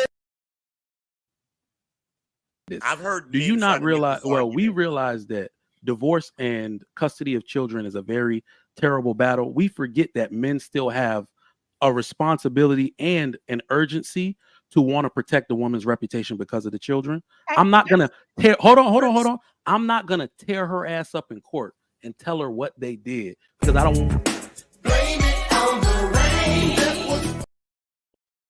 I'm gonna say because she's gonna do it to you. And here's the she thing. is gonna do it to me. She's gonna do it to you. And so therefore, you being the parent always has to come first. There should be. She killing him. She needs psychiatric help. Oh my God. That's right, Mona. That's all you can say to this shit. Oh my God. We'll play that again. You know I love to see Mona's face. Man, what the fuck is you talking about? What the fuck was that? I'm sorry, you don't know. Be nothing that excuses any reason why you don't fight for your right and your children. What is the argument? Bang! Bang! It's good. When men, she said, there is no reason, there is no argument you can use not to fight for your children. Bang! Bang! It's good. There is no reason for you to sit around here and do and because she made it hard for you, then you're gonna do this. Fuck this shit, I'm out. Fuck this shit, I'm out. We're not. There's no excuse to do that. And am I right? Right now is biblical. Right. The Bible tells us men, never give your power. Never give it up. Don't give it up to your brother, to your wife, to nobody. Yeah, sister. If I'm gonna ask another sister. Sister, is she wrong? Is she right? Absolutely. Oh my. There you go. Say the woman, because you get a new girlfriend, she can do this and she has control and this and that. That's the control that you give her. Got it. Is it? In reality, a judge literally gives that. Not Is No, it a a judge does assumptive? not. Is it assumptive in the courts that the women get the children? It is not an assumption. What it is as I said before, when you go to court, let's just say it's a custody. If me and Trigger Mike, we divorce and he don't show up to court, or he does not say I want 50-50 custody, he don't get it. Boom. Boom. If he don't, boom. She's speaking all facts here. All facts. All facts. And you know what these guys are sounding? They sounding like their argument ain't nothing but a bunch of stupid shit. And everybody knows that I have a severe allergy to what? I have a disease. I'm allergic to stupid shit. show up because of whatever reason, he doesn't get it. He doesn't have an opportunity to say, I want custody of my kids. Oh, thank you. Oh, thank you. Thank you. Thank you. Thank you. Right on. She's telling the truth. And she's proving the point. Every time Trigger Mike opens his mouth and defends it, defend not fighting for your children, she's making the point that black men are too fucking weak to fight. Well, here's the thing. Black men need to start fighting before court. You need to make sure your shit is together before you go to court. That's why a lot of times they don't go, because they know their shit ain't together. It's better you to show up and be unprepared than not to show up at all. But the Trigger Mike is coming across like what, Jesse Lee Peterson? What is he coming across like? It's amazing. Beta! Yeah. Beta! What? Beta. Yeah, but see, again, this is a guy who's never been to court. He don't know what he's talking about right now. We can't say he's never been to court. We can't say I that. doubt We don't know. We don't know. All right, let's keep going. I mean, there's a thing called assessment. And when you've done something hundreds of times yourself and you run across somebody who's never done it, it becomes very obvious. And a lot of these guys in the manosphere, they just talk. Yep. They all right, let me get back to it. And when they run into somebody like this girl who obviously knows what she's talking about, they don't know how to handle her. Right. She's in a different weight class. Yeah, let's get to it. I'm not a long streamer, so I'm getting close to my end, but I want to long stroke. Yeah. If you're using the fact that, oh, I don't want to tear her down in court, but the fact of the matter is, if she's not a good mother, why are you not fighting for your kids? You added a. Woman.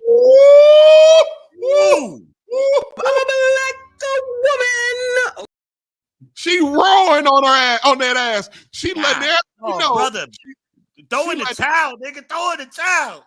She know. I'm a black woman. Letting everybody know that she's a. I'm a black woman. Damn, she killing.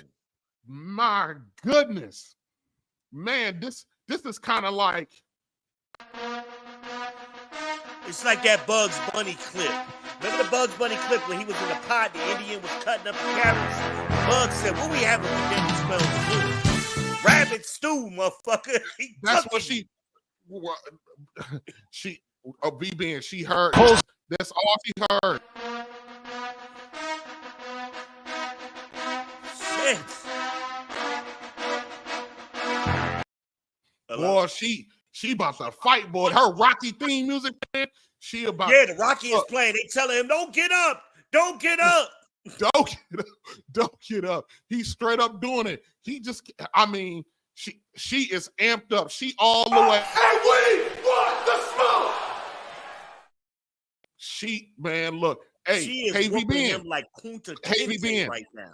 Say my name. V-Ben, in the last few minutes, what has the other women said in the last few minutes? Nothing. When have you known? You see how many women up on that screen? 1, 2, 3, 4. They 5, probably amazed like we amazed. There are 5 women on that screen. I mean, if I was on a panel with you and you was not one of them, somebody like this, I wouldn't say shit either. Them 5 women, normally women dogpile, but ass whooping that this dude is taking is so bad that the women like, shit, I don't need to go get no licks in. Shit, this right. Like ain't nothing for me to say. They showing whipping that ass. These sisters are showing this brother. Look, she just on the one. We haven't gotten to the other two brothers yet. Shit. This is when I tell you this was popcorn for this shit. When I tell you that this shit was fucking amazing and disheartening and all at the fucking same time, I ain't never seen a woman whoop somebody up. It'd be one thing if she just whooped his ass. I'm glad you called me up because I don't know how many other brothers could appreciate it the way we both appreciate this right now.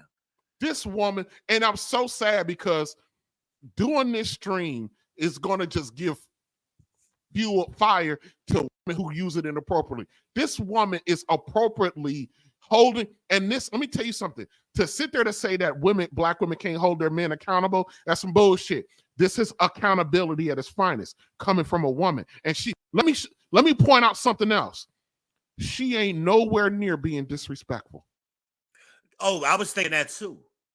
She ain't being raised her voice. She ain't being disrespectful. She ain't doing no sign language. She ain't showing no insults. No none of that. Oh, this is thorough. No insults. No side blows. You know what you call those sneak attack blows? None of that. No passive aggressive. This shit, what she doing is right between the eyes. This some lethal shit right here. What she doing? Her jab is nice. No, there's no layers. It's now, the bottom line is what I will say. Hold on. What I will say is that is not even. We're not even talking about the norm.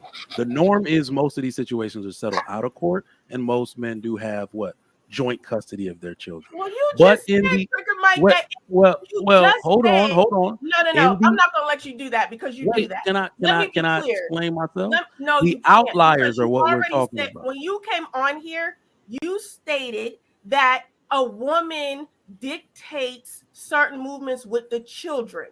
Okay, yes. You said that. Then they have physical custody of the children. No, then you went on to say that they do that because all of a sudden it has to do something with the fact that he's with a new woman. The reality is you gave her that control because you did not make decisions to get and be in control of your children. Bang! Bang! It's good! You are not in control of her. If she's acting out or she's not raising your kids, then you need to go to court and be what you're in control over. Bang! Bang! It's good! So let me ask you, the process that you were just talking about, that if the courts give her physical custody, we have joint legal custody, but she has physical custody because they got to go to one school, right? So if she has physical custody, I get to dictate as a man what goes on in her house, and the woman can't say shit. And if she does, I should go to the free court and get the free lawyer to go get my children. That's what you're saying? No, what I'm telling you is you need blame it on the rain. Trigger Mike, I wish I was on this panel with you because I would have begged you to just stop. She is correct. I don't know why you having a hard time given the fact that saying to this whole conversation would be over if you just say, you know what, Ro, you right. As a man, men should not be giving up so easily on their children. But why? This is perpetual victimhood. This is the shit we blame our women for. Well, the court's this and the court's that. She is making a thorough case that it doesn't matter. That it doesn't matter. To use your right and your control over your movement with your children and make that decision. Right. So how much is that supposed to cost the average man to do that? You're going too far deep. You're killing me. Wait. Hold on a second. So because all this shit is supposedly free. Where did this? So here we go. How much this is supposed to cost a man? Look. These last $2. It's supposed to cost what it takes. That's what it's supposed to do.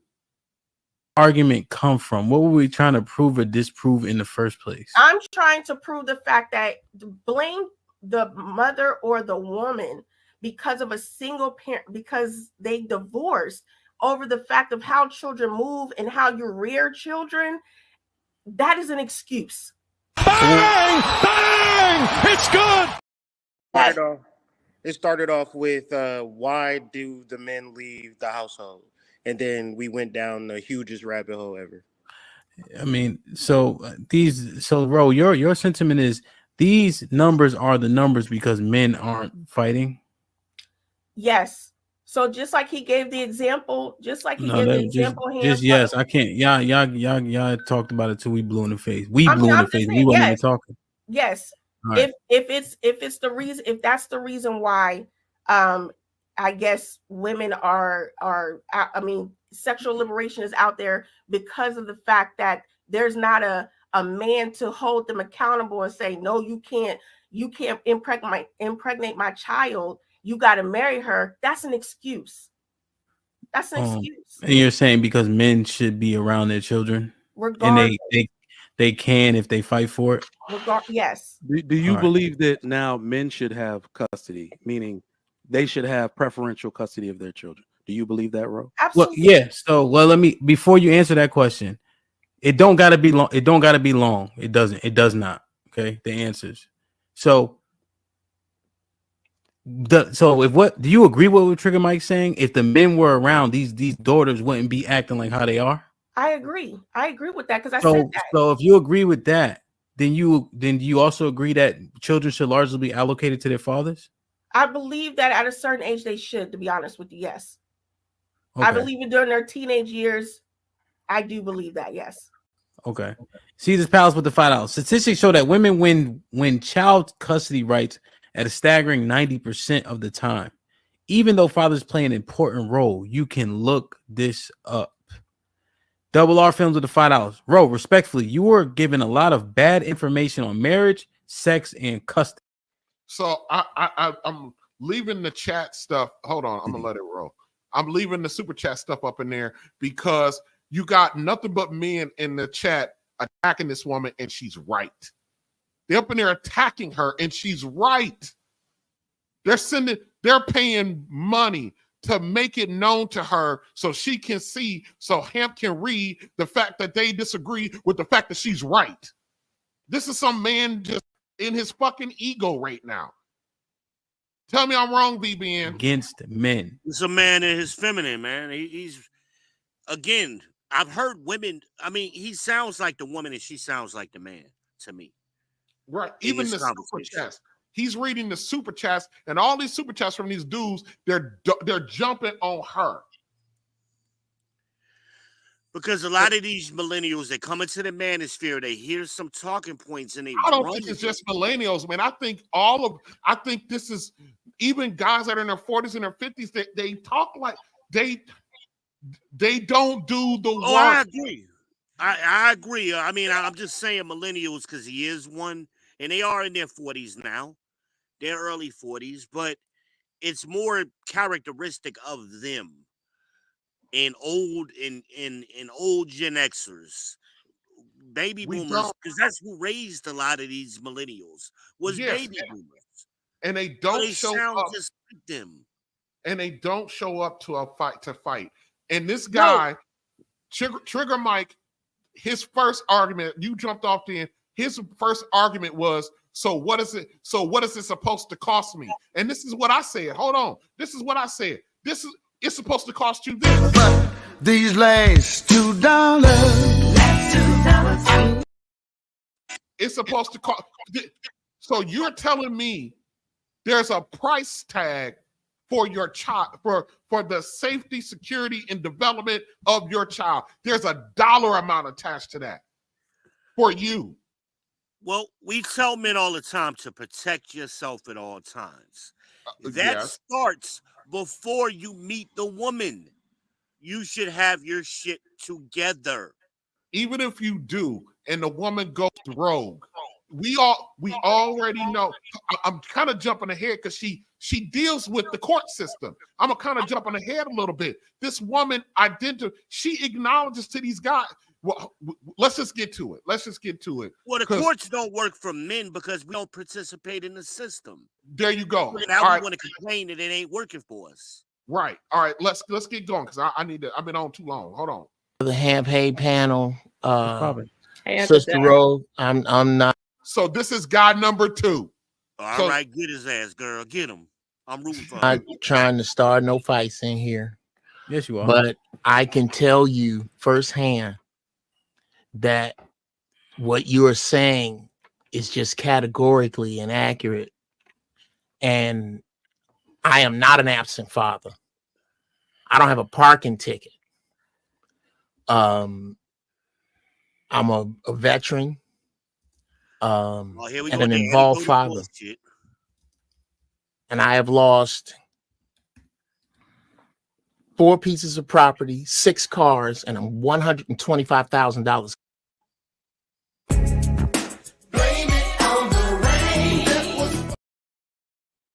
Cash money. Fighting to stay in my children's lives. And I'm not the only one. In order for you, talking, the Minnesota Bar Association has to be wrong. The Illinois Bar Association has to be wrong. The California and Louisiana Bar Associations all are dealing with family court gender bias cases in class action lawsuits as we speak. That would mean this school bus full of people has to bow down to the anecdotal bootstrap logic of your father, who I give all praise to. It's amazing. Beta! Yes. Beta! I was that dude. I am. And called it anecdotal, but his shit was anecdotal. He ain't even got. Listen, he haven't even gotten to his story yet. He finna get into his story. Hold on. That dude, I can sit here and tell you chapter and verse how to get around the bias, how to circumvent the bias, how to get in front of the bias before you hit it. But to say that it does not exist, sister, is disingenuous. And I just don't know where you're getting that from. She never said that. She never said it didn't exist. She never said that. Good God. I could tell you how to get around it, but to say it doesn't exist, that wasn't her argument. Oh, Lord. This is what I'm hearing. Man, what the fuck is you talking about? What the fuck was that? I'm sorry, man. I wasn't thinking about it. What the fuck? Exactly. This is like, what the fuck? And that's why I can't stand talking to these dudes like this. They don't have enough experience.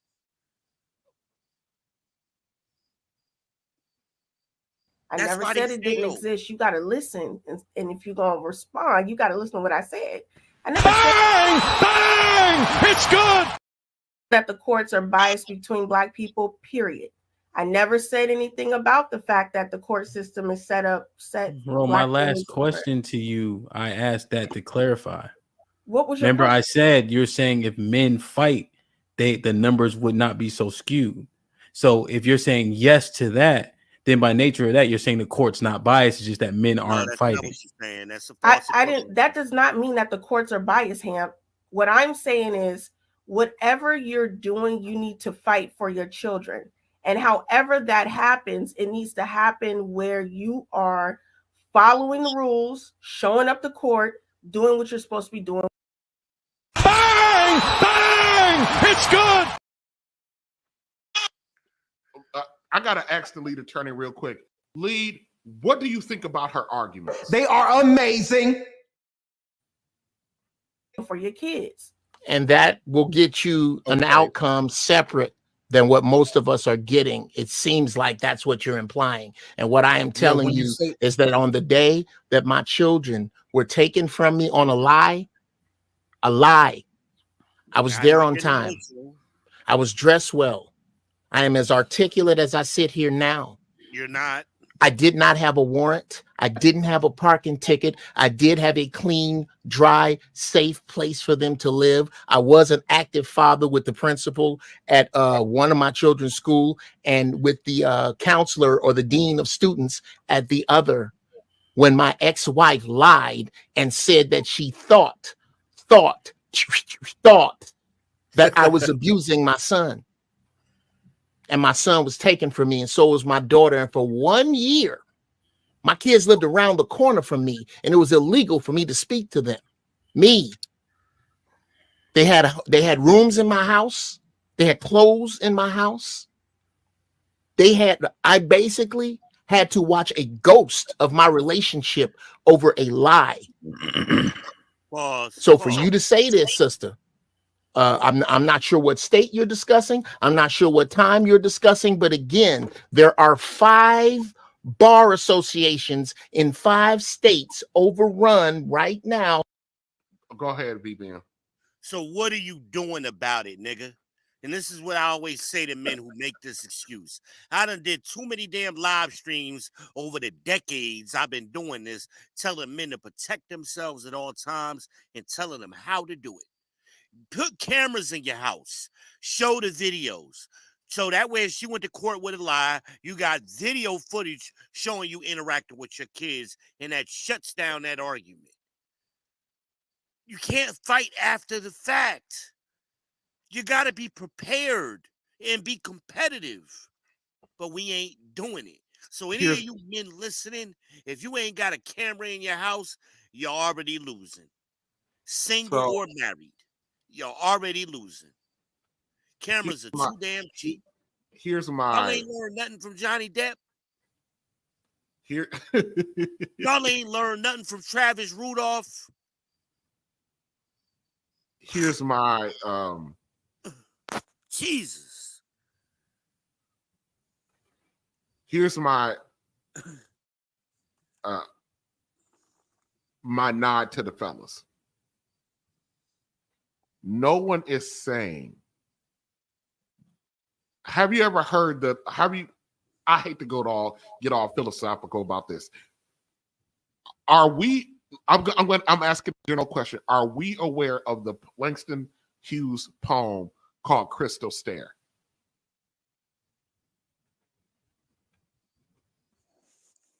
Have you heard? You know what I'm talking about, V-Man? Nah, break it down for me. Okay, Langston Hughes has one of his most famous poems, and I'm gonna try to recite it. I really don't. I'm gonna try to recite it. If I mess it up, then I'm gonna say go look it up. Then I'll just paraphrase it. But the poem says it's a mother talking to her son, and it says, "Well, son, life for me ain't been no crystal stair. It's had its tacks in it, and splinters, and boards torn up. I've gone places where there ain't been no light, dark, but all the time I've been reaching lands and turning corners. Life for me ain't been no crystal stair." Now, that was me. That's not the whole poem. Paraphrase, right. Yeah, that's the sequence of the poem. The meaning of that poem is, she says in the poem, now when you find it, she says, when you find it kind of hard and you find yourself in places where there ain't no light and it's dark, don't you fall now, don't you sit down now, because life for me ain't been no crystal stair. She's telling her son that this world is full of tatters, thumbtacks, sharp objects, and it's full of darkness at times. But don't you fall now, because life ain't no crystal stair. So this is what Roe is trying to tell these guys. Yes, the fucking system is rigged against you.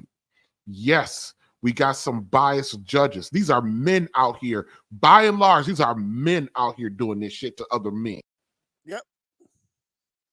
These judges are other men doing this crap to men. The lawmakers are men. Yep. but don't you fall. That's essentially my message and yours. We all saying the same thing. So, okay, life ain't no crystal stair. So what? Yes, it has tacks in it, spinners and boards torn up. Yes, I've gone to places where there have been, I've gone to rooms where there ain't been no light, been dark. But baby, let me tell you something. All the time, I've been reaching lands and turning corners. I tell my kids all the time, life ain't fair and don't expect it to be. If you go, everybody, even if I got to cut this up later, go look up Langston Hughes' Life Ain't Been a Crystal Stair. Go look at it. It's a short poem, but it's powerful. No, I think the name of the poem is called Mother to Son. It's called Mother to Son. Well, son, I'll tell you, life for me ain't been no crystal stair. Most powerful opening words that a mama could, fuck mama, daddy, anybody could say to their son. It's a statement of reality and fact. You need to understand that life ain't no crystal stair. It ain't shiny and clear and spot free. And so I understand the brothers who are going through that in the insurmountable odds it seems to be at times. But the sister said, well, son, life for me ain't been no crystal stair. It's had its thorns in it and boards torn up. It's not. What has that got to do with you reaching lands and turning corners?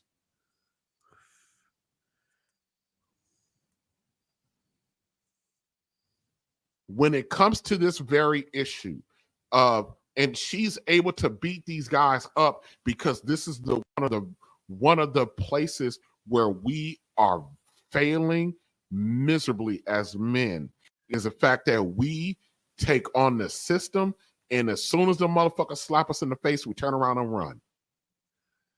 As soon as our former broad that we laid up with and made a baby with punches us in the fucking face, we turn around and we run. This is why she says black men are too weak to fight. As Americans, we've gotten soft. And this whole it ain't fair shit. We used to didn't talk like this. I grew up in the hood in Newark, New Jersey. And they told us, I remember in middle school, they told us, you got to be better than other people because it ain't going to be fair. Just to get what they get, you got to be 5 times better than them. I remember those conversations in school. These guys ain't taught to compete. They grew up in a world of participation trophies and timeouts. And somebody, mommy rubbing your head, and you're a champion, and you're the best, even when they fail. That's what these younger generation has come up with. And they learned it from the baby boomers. Yeah. For me, I've hit my personal wall with being able to talk, but I've been able to illustrate through Trigger Mike and we didn't get enough. Hold on a second. I'm gonna give 5 more minutes. Let me just somebody look it up if I'm lying. I just want to play it and then we're gonna get up out of here. Hold on. Yeah, and you're not lying, but again, you're talking about states that already have been charged for biased cases, regardless of what the case is. Miss Hold on 1 second, Mr. Research, real quick. Hood Mystic, I don't know if you wanted to talk about this specifically. Yeah, you can say something. Is it okay Mr. Research jumps in on this? Did you want to talk about this specifically? I was just talking about the topic of marriage, but okay. Y'all could go off though. I'm here. Okay, all right, no doubt.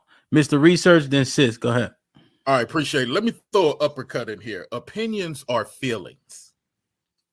So when a person is proud that they got opinions, let it be known that you're proud that you're talking about feelings. You're not talking about data. You're not having an educated conversation. So respectfully, when you introduce this, Ms. Rowe, You're introducing it in a way. Okay, real quick. I just remember something, B-Ben. Real quick. So did you hear this brother say, you heard what he said coming through the door, right? Yep. He said, facts. Opinions are feelings. And he said, you're not introducing any facts or data. I'm gonna get this mother. Hold on. I'm glad I didn't end it because I forgot about this. Hold on. That you're suggesting is valid for the lived experience of these court cases, and that's not I'll true. say this again. I'm gonna clarify Miss Rose. Just give me 30 seconds. Very slowly for you. Okay, I never Ms. said Rose, it wasn't. Ro, you said what? I don't want him misquoting me. I never said it was an opinion. We can't because we recapped it a few times. So well, go ahead. He needs to listen because nobody. All right, let him. I'm listening. Let me listen more closely because I think I do a better. The brother that, not the one that's talking, but the one with the hat on in the shadows. His screen name is Mr. Research. His name is Mr. Research. Job of seeing what's what and if they're actually saying what it is that you said. Mr. Research, go ahead, state what you were saying real quick. All right. So it isn't about what you said. It's the fact you introduced it at all. Let me make that clear. It's not about the substance of what you said. So there are 8 books in family law. Did anybody on stage know that? So there are 4 books for unmarried people, and there's 4 books for married people. Respectfully, he's fucking lying. I don't know what the hell he talking about. Don't nobody what the hell he talking about. There's 4 books for 8 books, 4 books for married people, 4 books for no. There, what books are you talking about, Mr. Research? What the hell are you talking about? For you even suggesting the context, it's kind of like you got to read up on how and why these things happen. And I'm gonna land by saying this. 1985, Ronald Reagan changed the laws. I'm stopping his ass right there, VBN. VBN asked me why am I stopping him right there? Because he's wrong, but keep going. No, I said ask me why he's. Why is he wrong? No. So ask me why am I stopping? Well, why did you stop? Right. I'm stopping him because his name is Mr. Research. But he ain't dropped no citation. He says his name is Mr. Research. And then he said, you got to come in with facts and data, right? So that implies, based on his name, based on his opening statement, that he's going to come in with actual factual information, correct? I was waiting for it. Okay. The first thing out of his mouth was inaccurate. Yep. And she did come in with facts. First of all, for those of you who do not know, rule number 1, U.S. government 101. The fucking president of the United States do not make laws. Doesn't make laws. Rule number 1. The president of the United States does not make laws. The United States government has 3 branches. Presidential, judicial, hold on a second. Senate. Hold on a second. Supreme Court. This got 3 branches. Only 2 of those branches make laws. You got the judicial, which is courts. The highest court in the land is the Supreme Court. And you have federal district courts. The United States is broken up into several federal district courts. So I'm not going to give a civics lesson. So understand that the judicial branch is your court system. Yep.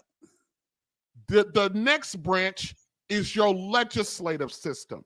That's your senators and your congressmen. Your senators and your congressmen can write laws, pass laws. The judicial system can make laws based on court rulings. Then you have the executive branch, which has no law-making authority. The executive branch is headed by the President of the United States. The United States does not have the right, does not have the power to make laws. Now, the president, and there's a caveat to that, now the president can, there's two things he can do. He can sign bills that are passed out of the Senate and Congress. He can pass that bill into law by signing it, but he doesn't make the law. Or two, he can issue an executive order. The executive order is only effective in places where the United States government is run. So a lot of executive orders, the states, if they want to, if they can exempt out of them, unless the executive order says to the state, hey, you can't exempt out if you receive any federal funds. Guess what? Every fucking state in the country receives federal dollars. But an executive order isn't necessarily a law. It's an administrative rule that can be overturned by executive order, or it can be overturned by the court, by a federal court. So the president can't make laws. So out the gate, this dude out the gate, his name is Mr. Research.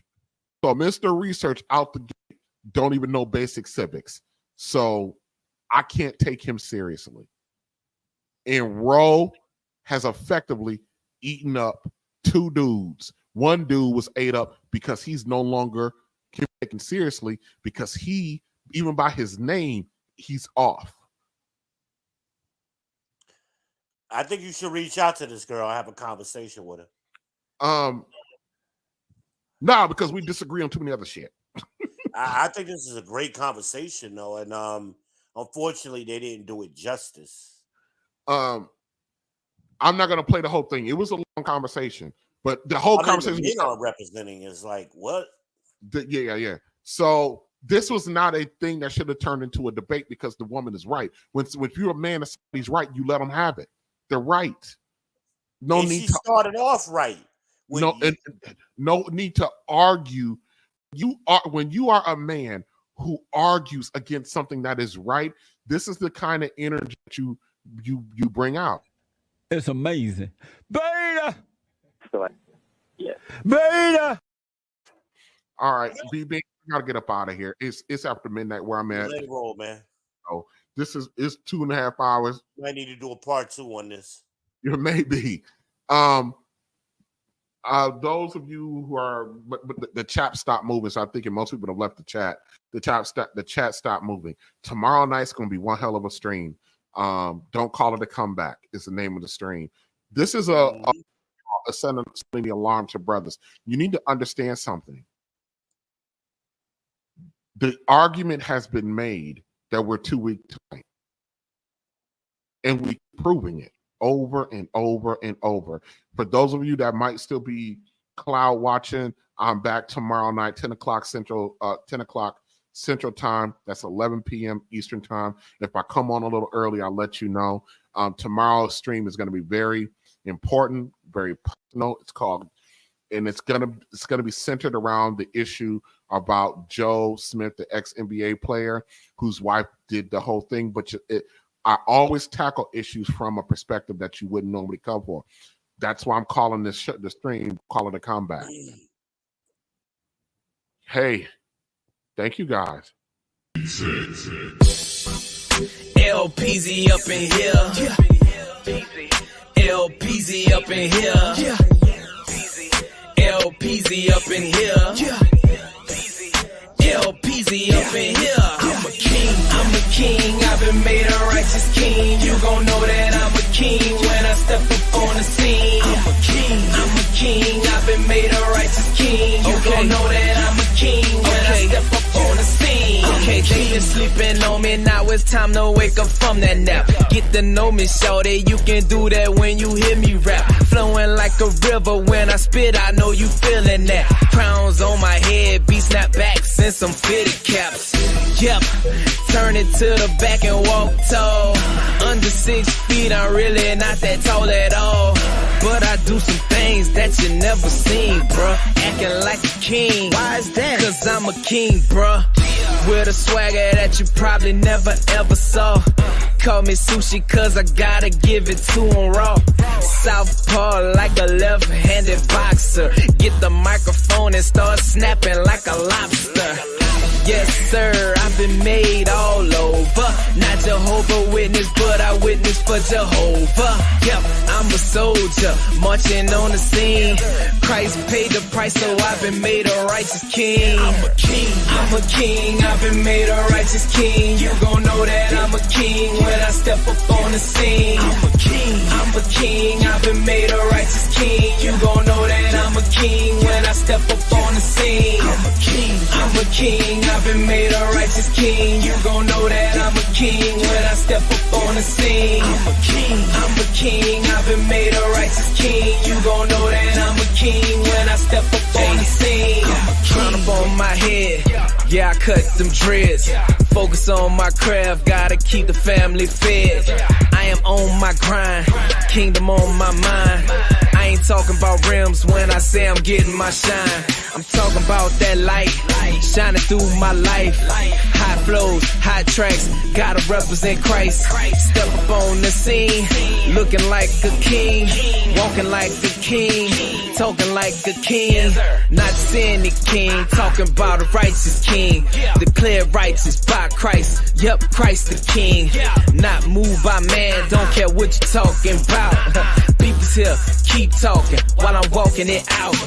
Yep, doing my thing, repping Jesus' name. Going hard, moving up, yep, that's my aim. Bouncing, swagging, fresh kicks and some jeans. Walking with my chest out, cause I'm a king. I'm a king, I'm a king, I've been made a righteous king. You gon' know that I'm a king when I step up on the scene. I'm a king, I'm a king, I've been made a righteous king. You gon' know that I'm a king when I step up on the scene. I'm a king, I'm a king, I've been made a righteous king. You gon' know that I'm a king when I step up on the scene. I'm a king, I'm a king, I've been made a righteous king. You gon' know that I'm a king when I step up on the scene. I'm a king, I'm a king, homie.